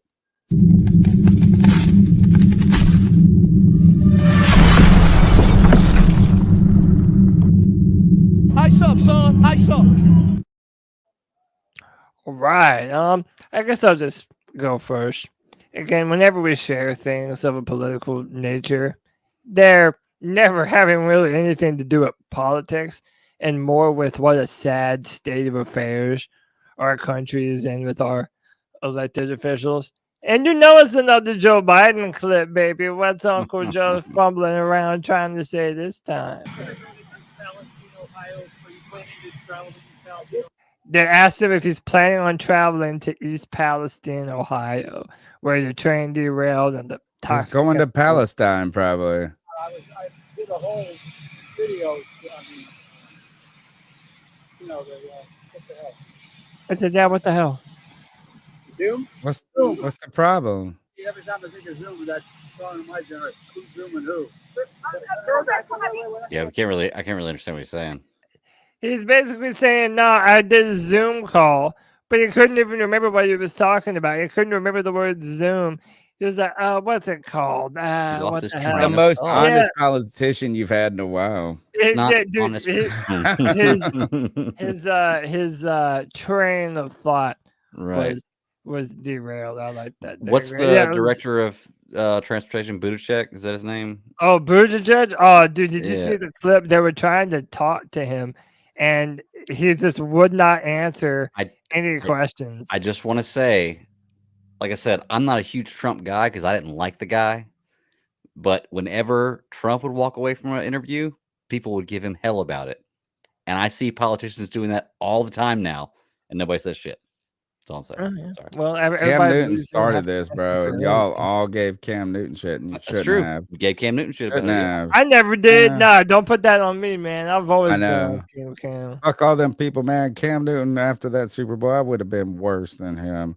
Tony, remember when everybody used to call us just some biased Cam Newton lovers that just couldn't get Cam's jockstrap? Yeah, right. Yeah. But dude, especially when he was with the team. Cam sexual, I haven't heard in a while, Tony. I am a Cam sexual. I haven't heard Cam sexual in a while. Yeah, I know. We will compare every player. Good times. We will compare every quarterback for the Carolina Panthers to Cam Newton until they are better than him. You know, like, I mean, that is our last measurement point as an organization. But like, it's the best and the last one. You know what I'm saying? It's like until someone's better than Luke, we're always going to compare him to Luke. We haven't had a player at defensive end who is better than Julius Peppers. So he will always be the comparison until he's not. Ice up, toughen up to get it together. Who wants to go next? I'll go. I got no visuals for this one, but I could explain everything. I'm going to go back a couple weeks, and I'm going to ice up multiple people on multiple levels here. I'm going to start with Tiger Woods. So a few weeks ago, Tiger Woods outdrives his opponent, Justin Thomas, I think, and hands him a tampon as he outdrives him, which is cool. I have no problem with that. That's cool. Little banter between competitors. I have no problem with that. Here's the thing, Tiger. If you're going to finish 45th and the guy you're playing is going to finish tied 21st, maybe you shouldn't do that. That's like being down 28-0 and scoring a touchdown and then dancing in the end zone. Like, look at the scoreboard, Ben. Like, it really doesn't matter. So I'm icing up Tiger Woods for that, even though in competition, I would probably do that too. So I don't have a problem with the actual act. It's just the timing in which he did it. Like, you outdrove a guy one time. The drive is the least important shot in an entire golf game. So cool. You outdrove him. So I'm icing up for that. I'm also icing up people who are getting on to Tiger about this, saying that it's against feminism and that it is or not against. Yeah, it's what's the word I'm looking for? That it's they're trying to make it where he's like an evil guy or like saying something that he shouldn't be doing because he gave a tampon. Chauvinistic. There you go. Is what, like, I just want people to get over this. Like, seriously, this goes back. We should just be talking shit about him making this lame ass joke. Exactly, It's man. just so lame. It's like Tiger used to be smashing all these prostitutes and fucking crushing golf, and now you're making tampon jokes on the back nine and barely making the cut. Well, it goes back to the whole thing with like what's his name, Terry Bradshaw and Andy Reid in the Super Bowl, and he tells him, he's like, waddle on over here, in the Super Bowl, and everybody got pissed off and wanted Terry Bradshaw to get fired for saying waddle over here. Stop worrying about what other people's feelings are. Seriously, worry about your feelings. Terry Bradshaw telling his friend to waddle over here affected nobody. The same way Tiger Woods handing a tampon to a guy just outdrove affected nobody. Everybody stop worrying about other people's feelings, and I promise you'll be a whole lot happier. So to the people who wanted Terry Bradshaw fired and are pissed off about Tiger Woods doing this, ice up. Like, it's ridiculous. Nobody is hurting you. Stop worrying about other people's feelings. All right, my ice up picks. Well, ice up. You should go read. I'm listening to it right now. The Coddling of the American Mind, and it's actually about some things you're just talking about there. My ice up picks go to a couple. Number one is Anthony B. Jordan, who is like the biggest star in the last 10 years. You mean Michael B. Jordan? Michael B. Jordan. I said Anthony B. Jordan. I was talking about myself. Talking about Anthony Joseph Dunn. Michael B. Jordan, who is like the biggest star. He's like Leonardo DiCaprio type star. You know what I'm saying? Great like actor. Right. He's just got everything right now. Perfect for action movies. Perfect. You know what I'm saying? Like, he can do anything. Yeah. Kind of like what Will Smith was in the around 2000 or something. Yeah. The top of the top. So he's on the red carpet wherever he said, where is this? I don't even know what this event is in the background. I want to overplay it. We got Michael. Whatever. Oh, it's the Creed 3 premiere. And he went to boarding school with this girl. And now she's interviewing him and being all nice. And in the past, she had been shitting on him. She said something to the effect of he was weird or something like that. And he was like, oh, I remember that. So ice up to her, who has to deal with her little. She was throwing some shade on somebody, and then he turned out to be the biggest motherfucker in the world, which I think is great. Well, and then it turned out that it wasn't even her; it was her co-host. No. Yeah, it was her co-host. Now that ice up to called him me. Ice up to corny. me is corny. That's what it But was. dude, I can't remember. it just goes to show that when you're growing up and you have people that doubt you, dude, you'll never forget a name. Right. When you know there was that one person that shit on you or said something you didn't like or didn't believe in you, and then you finally get to that point, you're like, yeah, bitch, and what? Yeah, look where I am now, man. So everybody's got a little bit of petty, even if you're I super agree. famous, you know. I agree. My next ice up goes to the people that make whatever. I guess what does Smith and Wesson make? They make like all types of the Colts, Rifles. maybe. Guns. Well, no, they make like some of the most iconic guns. This isn't just a random company. Smith and Wesson they're puts top it, of the line, yeah. right. So this guy, Fred Gutenberg, who his daughters were either one or two of them were killed in one of these mass shootings. So he has devoted his life to gun regulation, things like this. So he calls out this Smith and Wesson tweet. About it was like they're putting out a social media marketing campaign about the AR-15 that they make. And if you look at the picture they put, the guy's wearing a Proud Boys shirt. And it's like, so these guys, they're like some social media asshole, which we're in that business of media, right? So, I mean, like, you don't want to be. So this person was like, oh, look, this guy's got tattoos on his arm. He's going to carry this AR-15. And look, it's our AR-15. Let's make it a social media. Oh, look, it's the story of the day. And then somebody points this out. But this is what the ice up comes from. Is that somehow they went and tried to change it all, and they tried to just cut. They kept the same picture, but they just cut the top out so it wasn't. So I just think this is wild. That it's like, first of all, I think it just sucks. I mean, this is an unfortunate thing that some person was probably not paying attention, did not know, but then like I'm icing up the try to fix it part. Like you should just delete the picture and put something different up. Not just delete. Like you just put it's like they may as well just blurred his t-shirt thing. It's like we don't own the rights to Proud Boy, so ice up. I get it. Can I just say too to that Fred Gutenberg, whoever his response, and I feel I'm terribly sorry that what it says for his response looks like his daughter was killed by an AR-15. Yeah, two of them. It sucks. So if your daughter was in a car, his daughter was killed at Parkland. Jamie, his daughter was killed in a mass shooting. Parkland in Winston-Salem, right here where I'm at. No, Parkland, the major school shooting. Oh, okay. I hate that. I really, really do. But like, you're gonna take out an aggression on Smith and Wesson. Like, so if somebody you love is killed in a car accident, are you taking an aggression out on Toyota? I think it's That's all I'm saying. All right, we're gonna move on from this one. Yeah. This one, I don't like this guy. He says this really interesting that Will Smith wasn't invited to present Best Actress while Mark Wahlberg is presenting the Ensemble Award to a film with a predominantly Asian cast when he punched and nearly blinded a Vietnamese man. I'm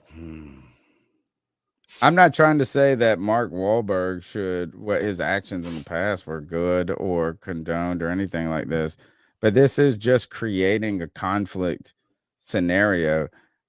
What the fuck does Mark Wahlberg have to do with a mistake he made 20 years ago with one that was made actually at the event we're talking about last year?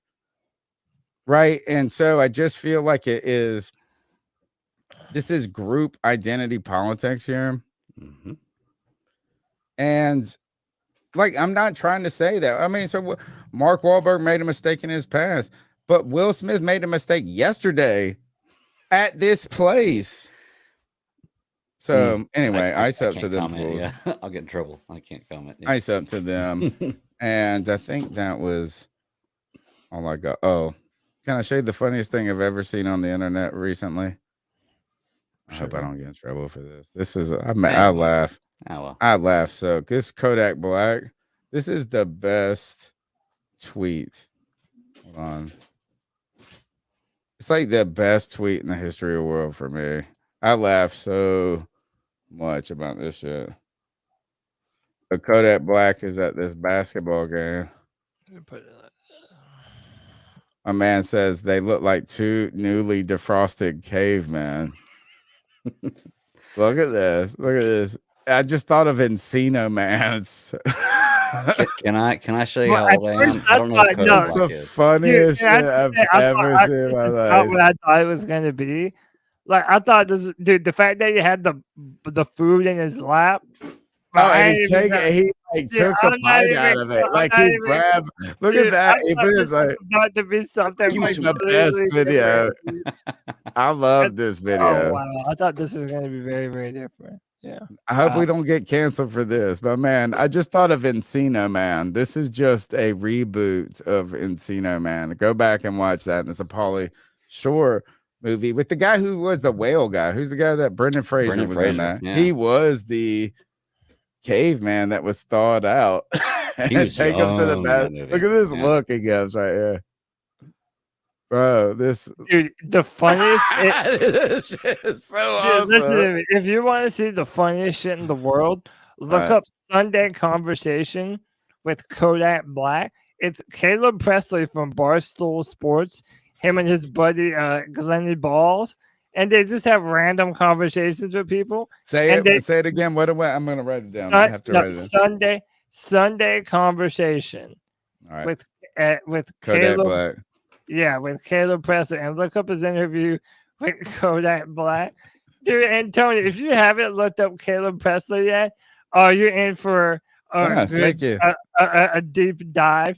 Dude, he's one of the funniest interviewers I have ever seen in my entire fucking life. Oh my god. Every recommendation you have made has been good, so I cannot You're wait. gonna love Caleb Presley, dude. He's so funny. That's it. Like, that's not even an ice up, man. Those dudes have more fun than anybody. That tweet and this, here's my final one. My final tweet goes to Elon Musk.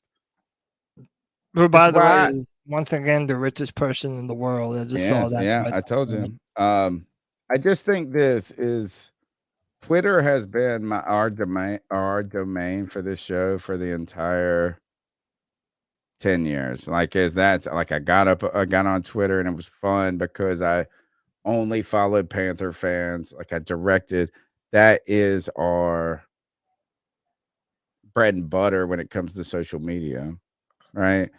And I feel like we're just gonna have to pay for the blue check because it really is. Interaction is just down, and I just think it's algorithm at this point.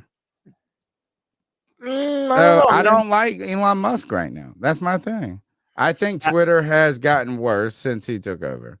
I don't really care about the dynamics in the background. I think the product has not been as good. And I don't want to be so fucking crazy with people like, oh, he ruined Twitter, this and that. But the product was simple and good before, and now it's a mess. I don't know. To me, it still feels like the same old Twitter. I've been working on just putting Twitter away. Like whenever I get that urge, I need to put something out on Twitter.